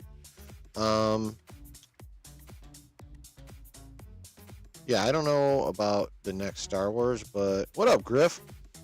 But I do agree with Josh. It has the potential to be a fairly significant IP. He's back. Yeah, it's not fucked anymore, hopefully. No, it's synced up quite nicely now. All right, cool. Yeah. Which I am going to get on out of here soon, but yeah. Okay. Sure. Yep. No, you're good. But yeah, I mean. Yep. You no longer look like a 70s karate movie. Okay. What's up, Griff? How's it going, Travis?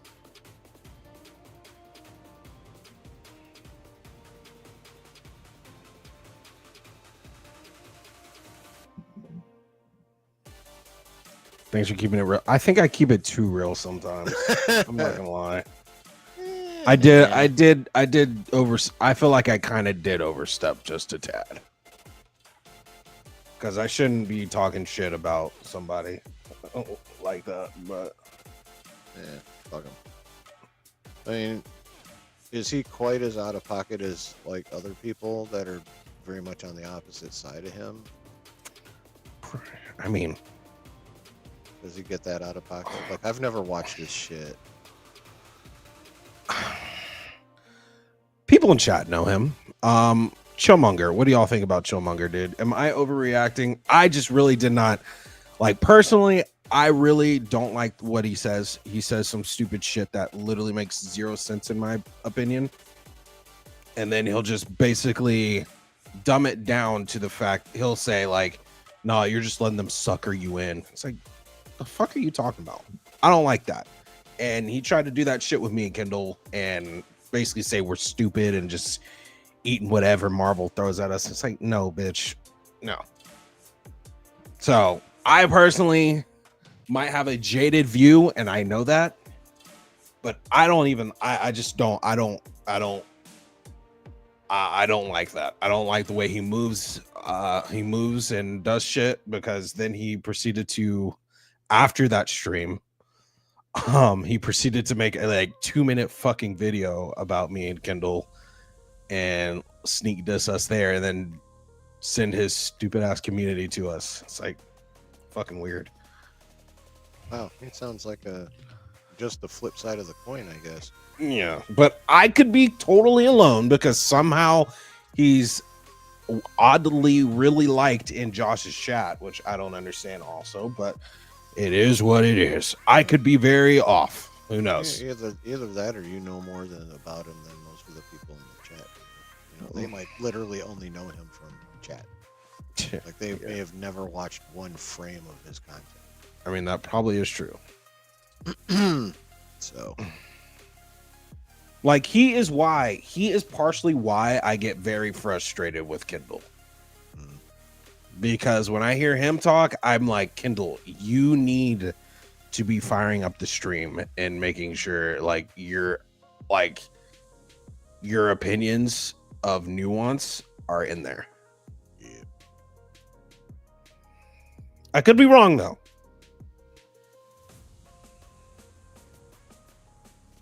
Rossi, you two have enjoyed the attentions of the Knights of Melvin.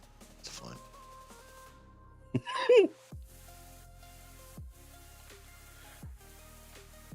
For being Josh's #1 shill is crazy. That is hilarious. You took my title, you motherfucker. I'm gonna have to go trigger Melvin some more and get my fucking crown back. That's what I'm gonna have to do. It's crazy because I've never watched a single thing of Melvin. He is occasionally amusing. Like, I have to give him credit for being clever. Some of the shit he comes up with is truly clever. Problem is he surrounds the clever with being like a completely useless, bigoted, snowflake, bitch ass piece of shit. So it sucks. He's totally using his creativity for evil. Ay.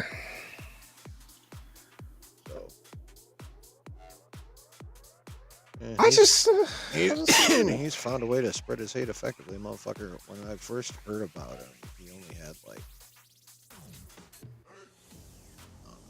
around 2K. He's cracked 10 now. I mean, people like that weird hate build shit. I don't get it. Yeah, they do. That is probably not even genuine, by the way. He doesn't like. My thing is, look, this is why, as y'all know, I have another channel called Justified Nerd. This is partially why I don't make a whole bunch of content on there. I would feel gross just getting on there, straight up shitting on everything all the time. Yeah. But the thing is, if I did, I'm going to stand by that shit and my actual face is going to be on that camera. Oh. Not some weird ass fucking Dr. Doom looking esque mask that still I'm going to say Dr. Doom is an easy way out for, basically. I don't know if that's what he said, but it sounds like something. He doesn't even talk about that. He doesn't even talk about Marvel at all. It's a pure Star Wars hate channel. Yeah, that's weird. That's so weird. Like, I'm sorry. I have way better things to do than to sit up and make a look. The money might be amazing, by the way, but I don't like. I think character wise, Justin Doom. Shut up, Daniel. You know what, Daniel? I hope you step on a Lego. Okay. Right. Like, actually, though, just real quick, that's a good example. Like, I watched Melvin's videos shitting on Doomcock, and those are goddamn hilarious. Oh, are they? They are pretty damn funny. So, yeah. I don't know. Yeah. Like I said, some of his shit is a little like his videos shitting on Doomcock and his videos shitting on Mike Zero are pretty entertaining.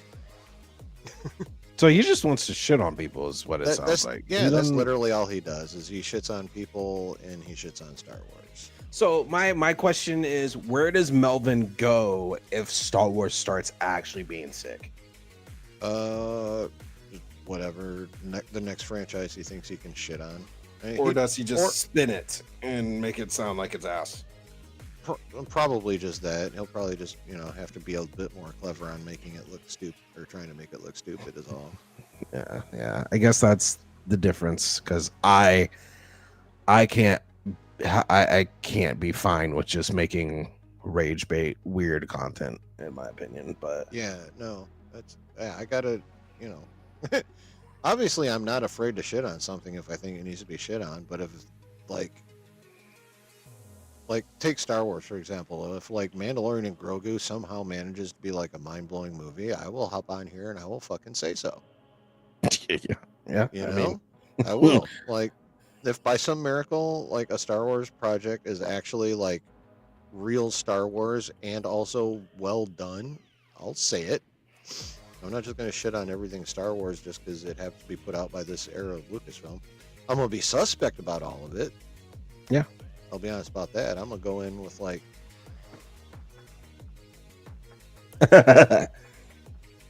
you know, that'll be my initial attitude, but I'm willing to have my mind changed. Facts. And I think y'all have seen me. I'm very very outspoken about how I don't fuck with Star Wars right now. But I also am not going to take the time out to just straight up be negative and make my whole channel and identity of my channel that. So yeah. I mean, I get called being a shield for Marvel, man. Mm-hmm. And I barely make Marvel nerdy content anymore.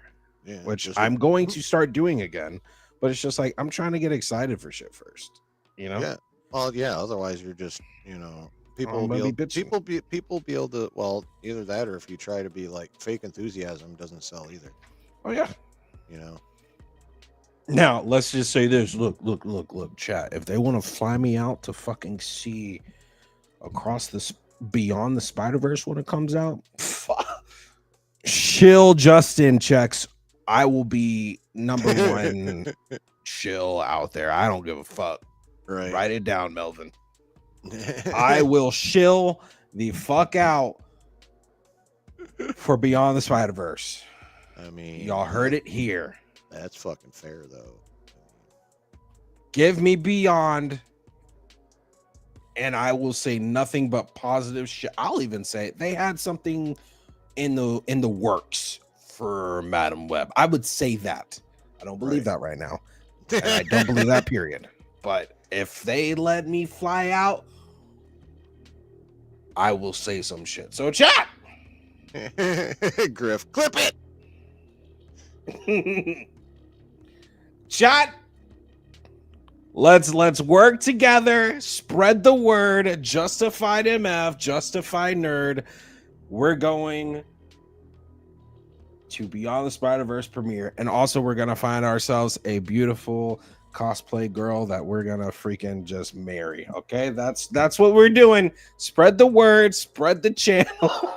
Latex Spider-Gwen outfits on honeymoon. You heard it here first. Dude, guys, have y'all... Okay, real quick before I go, have y'all seen the Psylocke cosplays out there, man? I've seen a couple Psylocke cosplays. Oh, dude, speaking of... I assume you're going to go the route of cheeks. Speaking of cheeks, have you seen Sue Storm's fucking alternate skin? Bro, okay, dude. Oh my God. Yes, I saw that. But dude, I was posting a TikTok, right? Mm-hmm.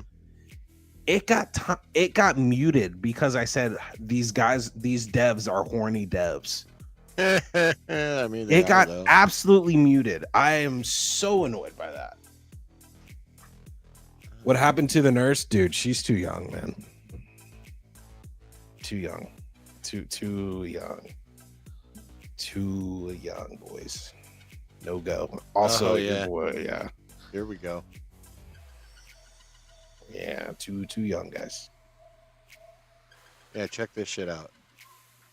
This is real. These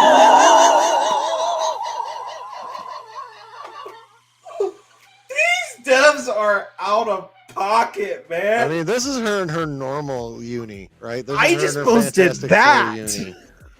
Yeah, no. This is why I told no. This is a Sue Storm skin. This is an alternate skin for Sue Storm. These devs are out of pocket. These devs are out of pocket. Holy shit. Yeah, that's fucking real. And here's the thing. This is also for Marvel. Y'all have no excuse to not make some of these outfits sexy anymore. Right? Yeah. If you're letting them get away with it in a video game, y'all better be No, it's not even that. up in the ante in the costume department. No, it's not even that. Yeah. The amount of cosplays that are going to be coming out of that soon, Oh dear Lord, that are going to end up at the next Marvel premiere. Nah, they can't say shit no more. this shit right here. That's crazy work. This is about to start like a whole new rush on on plastic surgeons for BBLs. That is crazy work, man. I mean, it looked good though. Like, I mean, it ain't just the cheeks either. I mean, look, she's all like spiky and like super medieval goth, and These devs are at it like crazy, man. God bless them, man. I was about to stop sharing, but just one more time.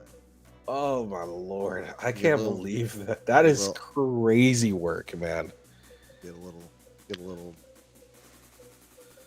video game fan like, because like you've seen the special edition, well, the Battle Pass Hella costume, right?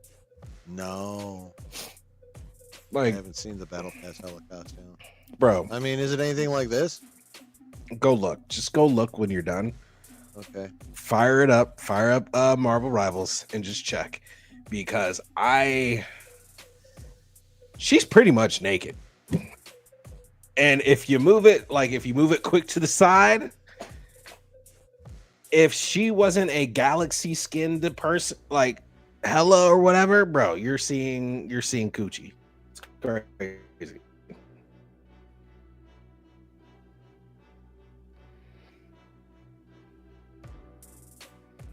What's up, Prez?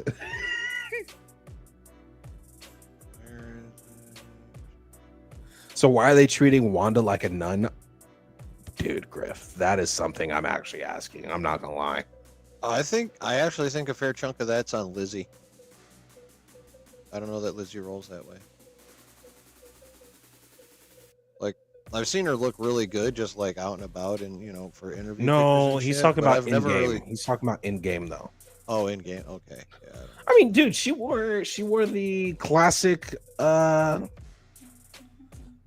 Wanda skin in the show. Yeah, for a minute. That is true. So damn, what about the Psylocke cosplays? Dude, the Psylocke cosplays are insane, dog. Oh my god. Oh my gosh, chat. Like, just you're welcome. All right, here you go. Here you guys go, and then I'm getting up on out of here. All right. Go on Instagram and look up. Her name is Zoo Girl. You're welcome. You're welcome. Do it after stream, because y'all are probably gonna end up having a fapping nap, knowing you nasty motherfuckers in here. So have fun. I will see you beautiful motherfuckers later. Have a great night. Love you, chilling. Love you, man. Have fun talking about mid-ass DC. All right, goodbye. Later. Psylocke's a 5-star difficulty? Damn. Right, Griff? That is some crazy animation. I mean, I'm fucking here for it. What's up, Prez? I mean, that fucking, yeah. Some hell of an animation. All right. I thought about talking about some Battinson drama. Let me sum up. Matt Reeves was interviewed by Joshua Horowitz from the Happy Sad Confused podcast. He played cagey, but he would not commit. Obviously, no one's going to in that situation. But he didn't even drop any subtle hints that that Battinson joining the main DCU was not happening. What's up, Prez? I miss you too, bro. Hope things are going well.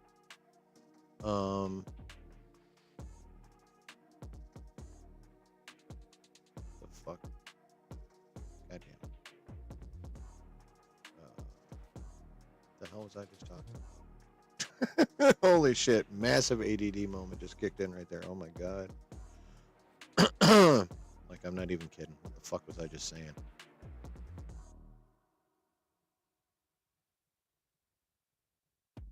I literally don't even remember what I was just talking about right now. That's... Oh god, I need Adderall.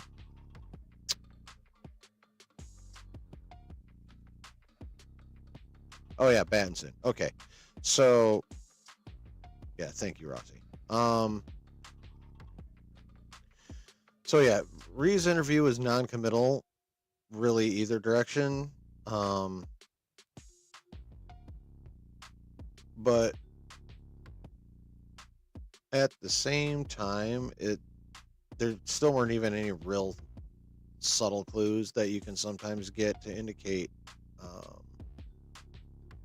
like, regardless, there's always some kind of hint that'll give you an idea of what direction something's going based on how, like, people word shit and, you know, what they do while they're talking and that kind of thing. The impression I got from the Matt Reeves interview is that Battinson in the DCU is still very, very much on the table.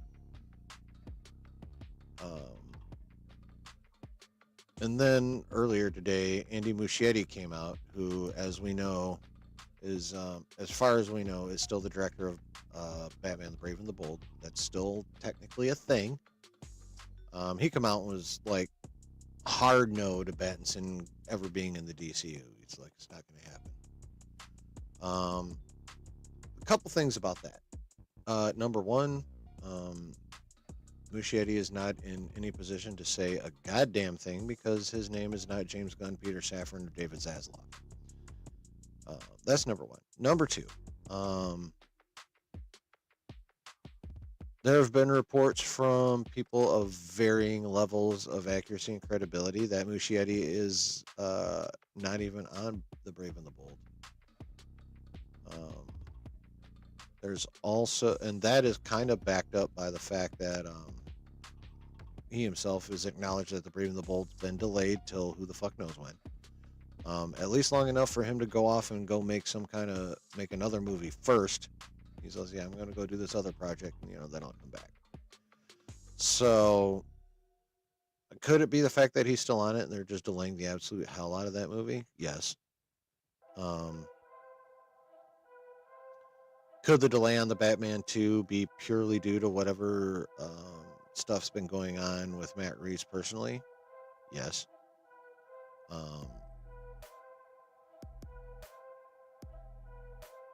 But oh, thank you, Prez. Yeah, I'm trying to creep up on 500 by the end of the year. I'll more on that later.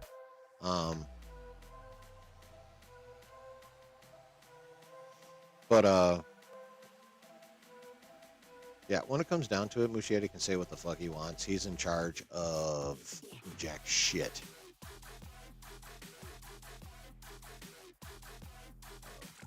And there's also other signs that Matt Reeves is becoming more integrated in the main DCU. He's I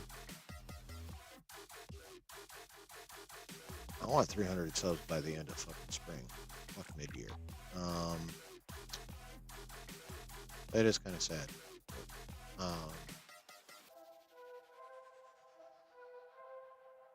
Like, all the reports say Reeves is the only one holding out on that in the first place.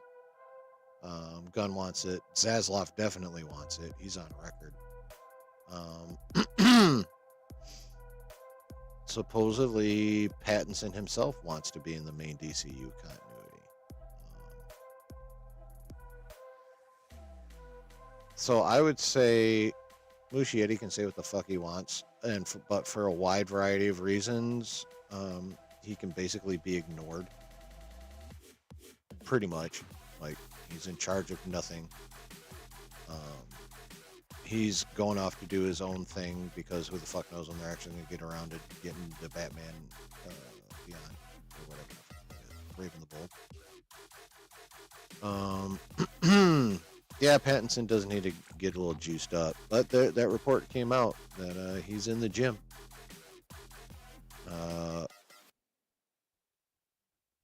doing both weight training and fighting training. So hopefully we'll get some better fight choreography out of him in 3 years, 2 years, almost three, a little less than three. No, personally, I think it's going to end up happening. I think part of the delay of the Batman 2 to 2027 is definitely whatever has been going on with Reeves. Personally, but I don't think that's all there is to it. I am still firmly of the belief, just because of all the little tidbits of shit here and there, that a fair chunk of the delay is also due to Gunn trying to get Reeves to work his shit into the main DCU. Pattinson would have been a decent Sentry. I mean, I'm still not like super convinced about the homie that's playing Sentry in Thunderbolts. That's definitely a Will C moment. But Sentry is very, very well. He's fucking OP in the comics, especially when the Void takes over. It's crazy.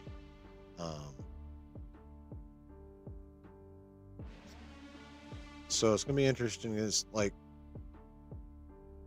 the way the MCU is power scaled. They're everyone who's a fan of Sentry should just accept right now that he's going to be nerfed.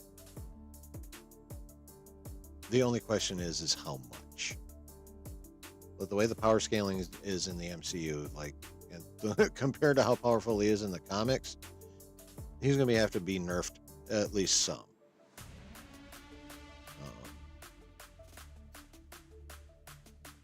And they can leave a lot of his strength there. Like he's strong. He was strong enough in the comics to take on World Breaker Hulk. So they can't. I wouldn't nerf him too much beyond that. I feel like some of his cosmic powers granted to him by the Void is probably where most of the nerfing is going to come from. I would imagine. I think they'll probably leave him with his basically Superman-like strength and all that other shit. I think his cosmic abilities are going to be reduced. Just hopefully not too much. But I don't see a way in which he's not nerfed at least some. Because comic accurate Sentry is fucking ridiculous.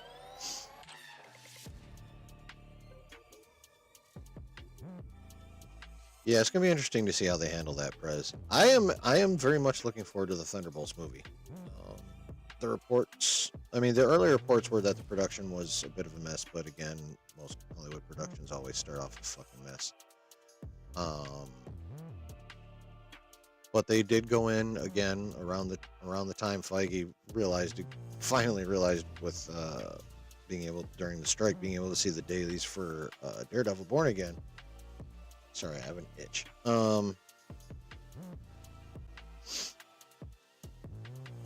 He realized, oh fuck, I need to handle business, and it began with Daredevil Born Again.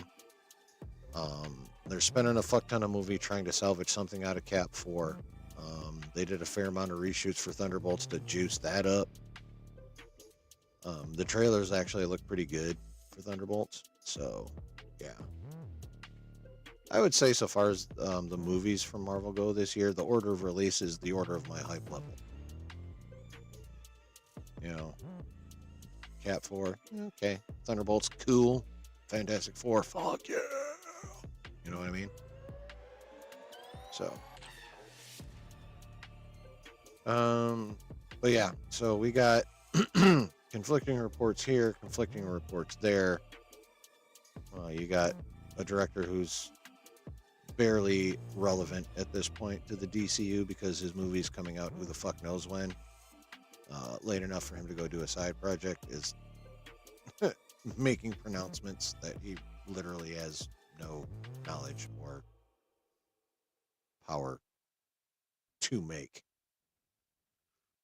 So I am still of the mind personally that Battinson is going to end up part of the DCU continuity, the main continuity. I don't think it's going to be as hard to work in as some people think. James Gunn did make it a point to say his movies, he was going to be crossing, the gamut of tones.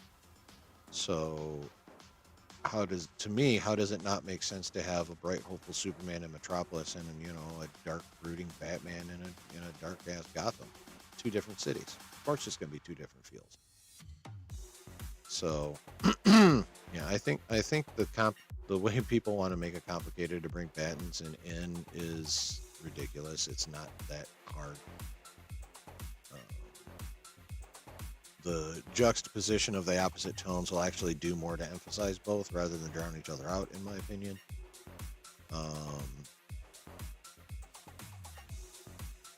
All they have to do to get them up to a certain level of Batman is do a time jump. 5-year time jump, what have you. Because let's face it, we need broody Bruce Wayne to take a backseat to cold calculating Bruce Wayne, like now. And it was fine for that movie. Yeah, that was basically Batman year 1 or 2, whatever it was. Fine. Cool. We've seen that now. Now it's time to give us a much more badass version. Both in appearance, so stay in the gym, Robert. And action.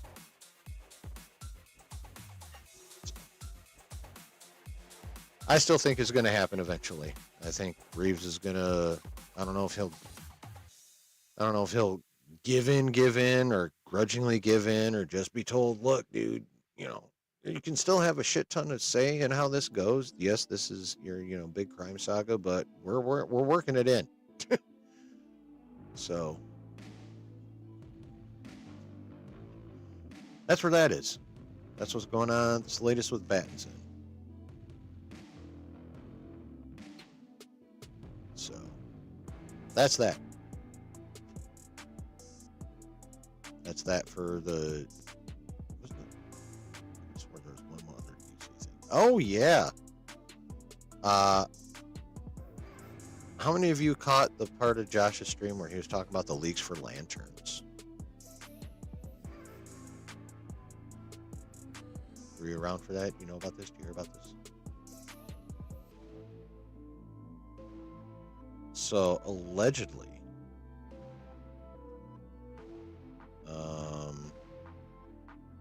and other than the fact that Reeves wants to do it, and he's talked with Gunn and the lady that wrote the first season, Lauren LaFranc, I think is her name. The one we've been discussing for a while, comes out next year. But so I guess the deal is this: is John Stewart is an active Green Lantern, but he's still pretty much a rookie. Supposedly, it's some kind of powered individual that ends up getting killed because we already know it's Gov murder mystery, right? It's supposed to be True Detective kind of vein. But I guess it's like a powered person, maybe even an actual superhero that gets killed. So John Stewart comes down to investigate, and when he gets to the area where it happened, turns out a no longer having a ring, Hal Jordan is living in the town near which the incident happened. So yeah, he's playing normal guy Hal Jordan dating a detective or a sheriff or some shit like that. And then somehow, however it happens, he and John Stewart run into each other, and he ends up becoming a mentor to John Stewart. Allegedly, he even gets the ring from John Stewart and does some Hal Jordan shit. And I guess it's implied that the ring used to be his, like the same ring John Stewart now uses used to be Hal's. Trying to remember if that's about it. Yeah, I think that's about it. So, number one, I was already looking forward to the Lantern show. I like the premise. The only thing about the show is I wish it wasn't quite so terrestrial based. I mean, the Lantern Corps they're intergalactic cops. They're supposed to be out in the cosmos dealing with cosmos shit.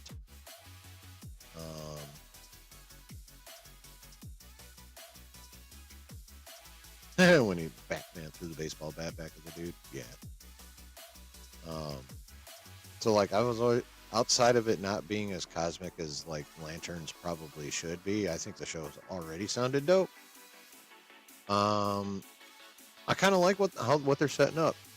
Is it a little weird that actually, you know what? No, I don't think it is. A semi-retired Hal Jordan, at least a few for in certain circumstances, having to put on his old ring, guiding a young John Stewart through being a lantern, showing him some stuff, all while trying to solve the mystery of the dead. Well, let's see, this is DC, so dead metahuman. I think it sounds cool. I like it. I think it's going to be cool having Hal Jordan doing Hal Jordan lantern shit with a ring. I think that's going to be pretty sweet. Begs the question, will he end up with his own ring again by the end of this show? I don't know about that. Personally, I think this show is being done to set up John Stewart as the premier DCU lantern. Obviously, we're getting Guy Gardner and Superman, but I think he's going to stay a secondary lantern, like in the grand scheme. You know what I mean? So, yeah, there's all kinds of different lanterns. Well, it's based on the spectrum of emotion. So, yeah, you can end up with a lot of different lantern colors out there because of the wide range of emotions that we all have. But personally, I think it sounds cool. What do you guys think? First of all, did any of you even give a shit about the Lantern show? That's number one. Number two, how do you feel about these details that are allegedly happening? Because I already like the idea of the Lantern show, and I like these leaks.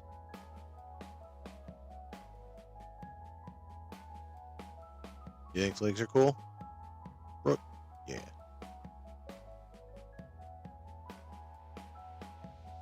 Well, I'm definitely going to give it a shot. I'm going to give all of Guns shit a shot. I mean, I'm enjoying Creature Commando. Season finale tomorrow night, by the way. Watch party. I mean, it drops at like 3 a.m. because I don't know what is up with these fucking streamers releasing shit at midnight Pacific, 3 a.m. Eastern time. It's like, what's the point? Release it in goddamn prime time, you fucking idiots.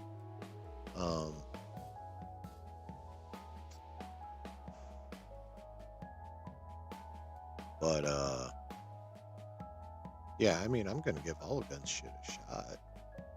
Like, I'm enjoying Creature Commandos. Is the show like pretty, very gunny show? Yes, but this is the place for it, so I'm not mad at it. I am a little tired of fucking Frank though.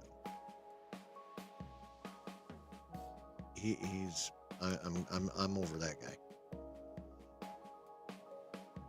The Sorrow Lantern, yeah, that's not someone I don't need help. Let's put it that way. I don't need the help.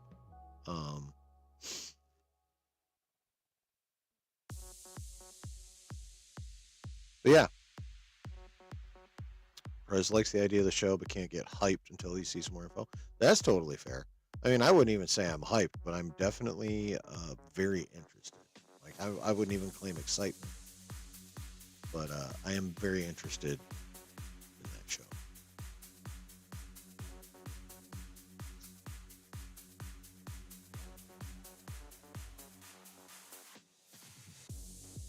Brooks just so hyped for Guns Superman, calling it now. Ooh, plant that flag, brother. Top 3 highest grossing films will be Fantastic Four, Superman, and Jurassic World. So July is going to dominate. I'm inclined to agree. I think each can make 600 million. That better be the low end for all 3 of those movies, honestly. Well, maybe not Jurassic World. Although the previous Jurassic World movies all hit a billy. I just don't know what their competition was like at the time. They may have had to go up against like maybe one other blockbuster, but July's just stupid. It's bing, bing, bing every 2 weeks. You get big dinosaur franchise followed by Superman, followed by the Fantastic Four. It's crazy. Chris says, imagine the Nova show and the Lantern show releasing around the same time. 2 space cop shows. Some real Marvel versus DC shit. That would be sick. And I like what's supposedly happening in the Nova show too.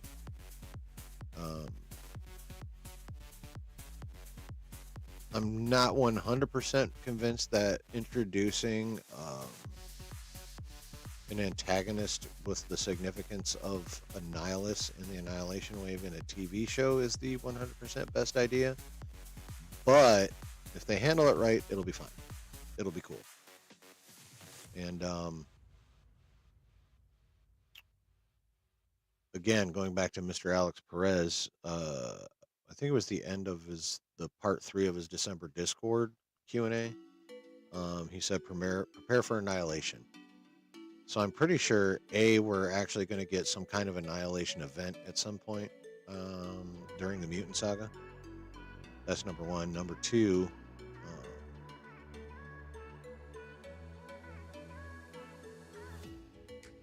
now that they're doing TV the proper way with showrunners and show Bibles and shit, while introducing a villain as big as Annihilus on a TV show is a risk,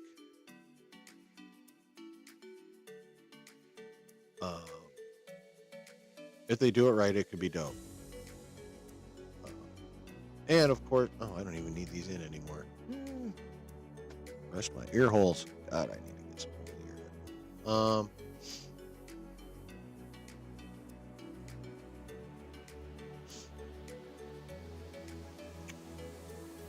But yeah, the concept of the Nova show is very cool.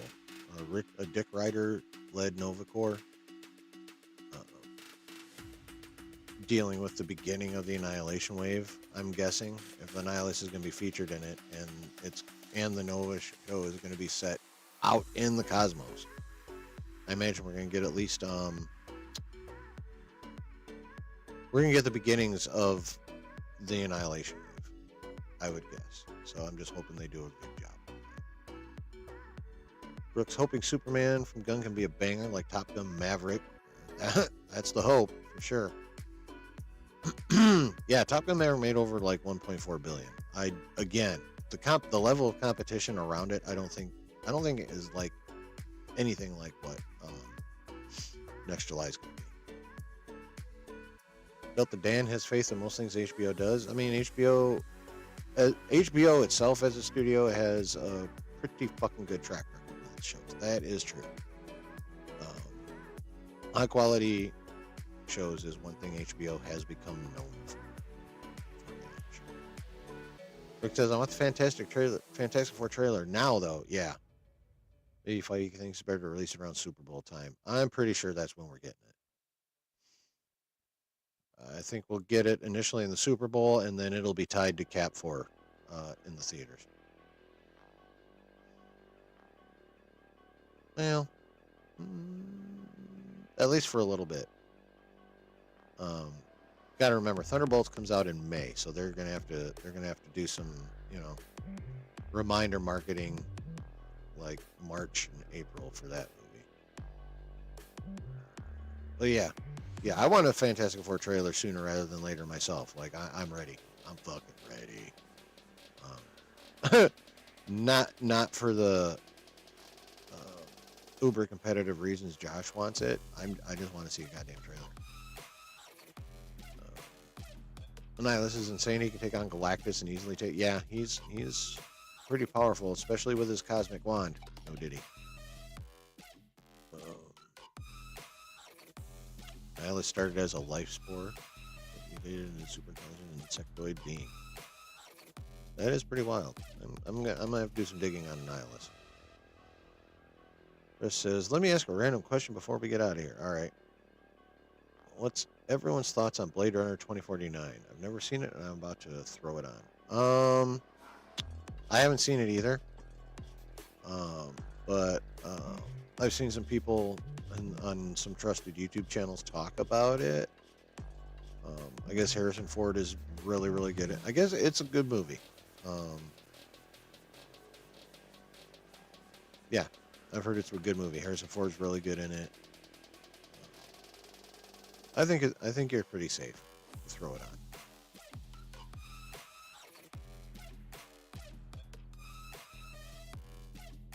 Luke says, I just want Superman to be insanely successful so that I can force Marvel to really get its act together and make good stuff and even possibly make Lucasfilm get their act together too, possibly. I do agree that a good DC is good overall for comic book movies. It'll be good for Marvel. It'll be good for Sony. Good competition always raises everyone's level. Well, maybe not always, but generally, right?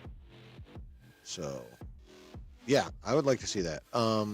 As for the success of DC affecting anything at Lucasfilm, I don't see that. I don't know what the fuck's gonna make Lucasfilm get their poop together.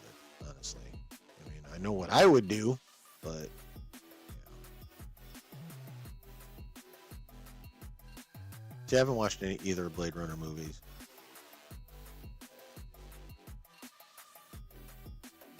Watched it the first time and turned it off. Then the second time, after you heard about it, you really liked it, but it's long. Cool. Was awesome to bring Justin on the stream? Yes. Yeah, hanging out with Justin's always fun. Always.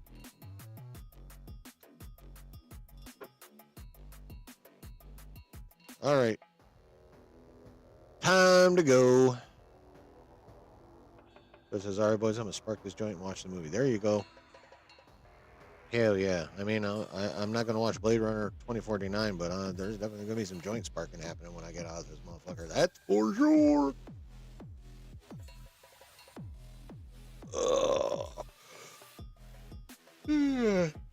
Fuck, excuse me. So, reminders about the rest of the week. Tomorrow night, watch party for the season finale of Creature Commandos. That should be fun. I think that'll be good. Regular stream Saturday night at 9. Next week will be on Tuesday, the season finale of Skeleton Kid Crew. God damn it, everyone's playing. Fuck. Season finale of Skeleton Crew next Tuesday. And then the regular Wednesday and Saturday streams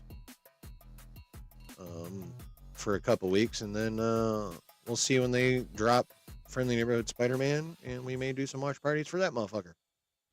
At least the premiere. So that's how we're looking. So if you haven't already, well, first of all, thank y'all for being here. If you haven't already, please hit all the buttons that I haven't talked about all night because I'm a slack ass. That would be the like, the subscribe, and the notification bell. See you, man. You take care too. It was good to see you.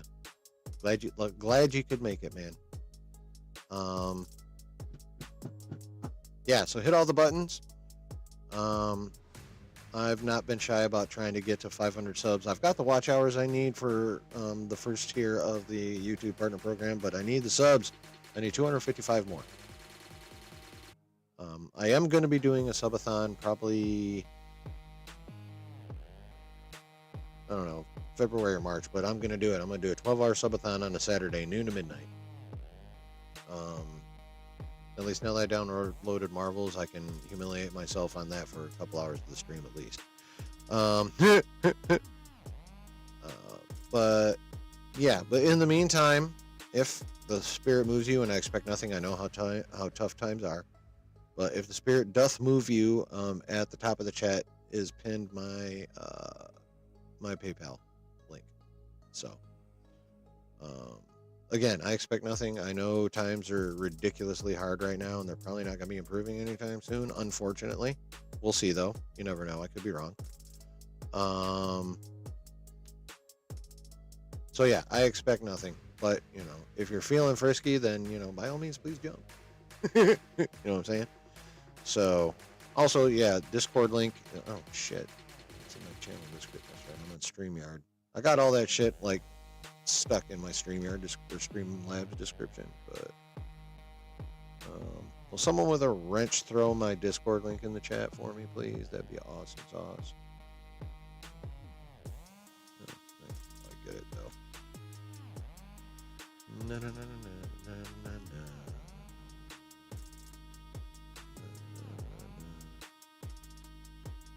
Na, na, na, na, na, na, na, na, na, na.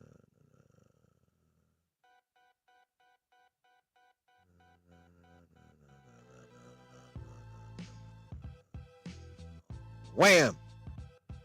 Haha, too slow, Brooke. Oh wait. Huh, that's funny. I got it in first in the chat over here on the back end, but yours came through over here on the StreamYard. That's kind of funny. So yeah. Oh, thank you, Delta Dan. So, all right. So that's the plans. Y'all, thank you, Prez. Thank you, everybody. Appreciate that. Y'all coming through. You're awesome.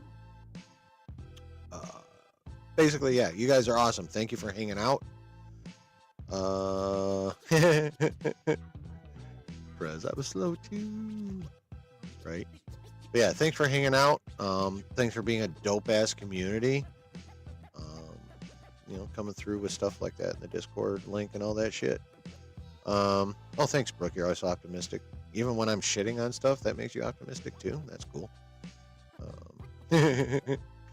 But yeah, you guys are the best. Thanks for coming through. I appreciate you guys taking any time out of your lives to hang out here with me and listen to me yap about shit. So thank you. Again, hit all the buttons if you haven't. Share videos and streams out. Tell your friends, tell your family. Makes it funner to watch even when it's being shit on. That's funny. Look, cool. So yeah. Share videos, share streams, hit likes, leave comments on replays, all that fun stuff. And we will see you tomorrow night. It'll either be 8:45 or 9. I haven't decided yet, but I'll let you know. So yeah, season finale Creature Commandos tomorrow night. Regular stream Saturday night. Skeleton Crew season finale Tuesday. And then regular streams again next Wednesday and Saturday. And then we will work in watch parties for shows as they come out. I'll guarantee you I'm doing Daredevil watch parties. That's locked in. I don't give a fuck. Like that whole show. Some of these shows I'll be like, okay, if the premiere hooks me, I'll keep going. If it doesn't, fuck that shit. But yeah, I'm locked in on Daredevil. I'll just make that plain right now. So, all right, much love, everybody. Thank you for being here. Thank you for being a dope ass community. Thank you for being cool to me and to each other. And yeah, I'll see y'all tomorrow night. Later.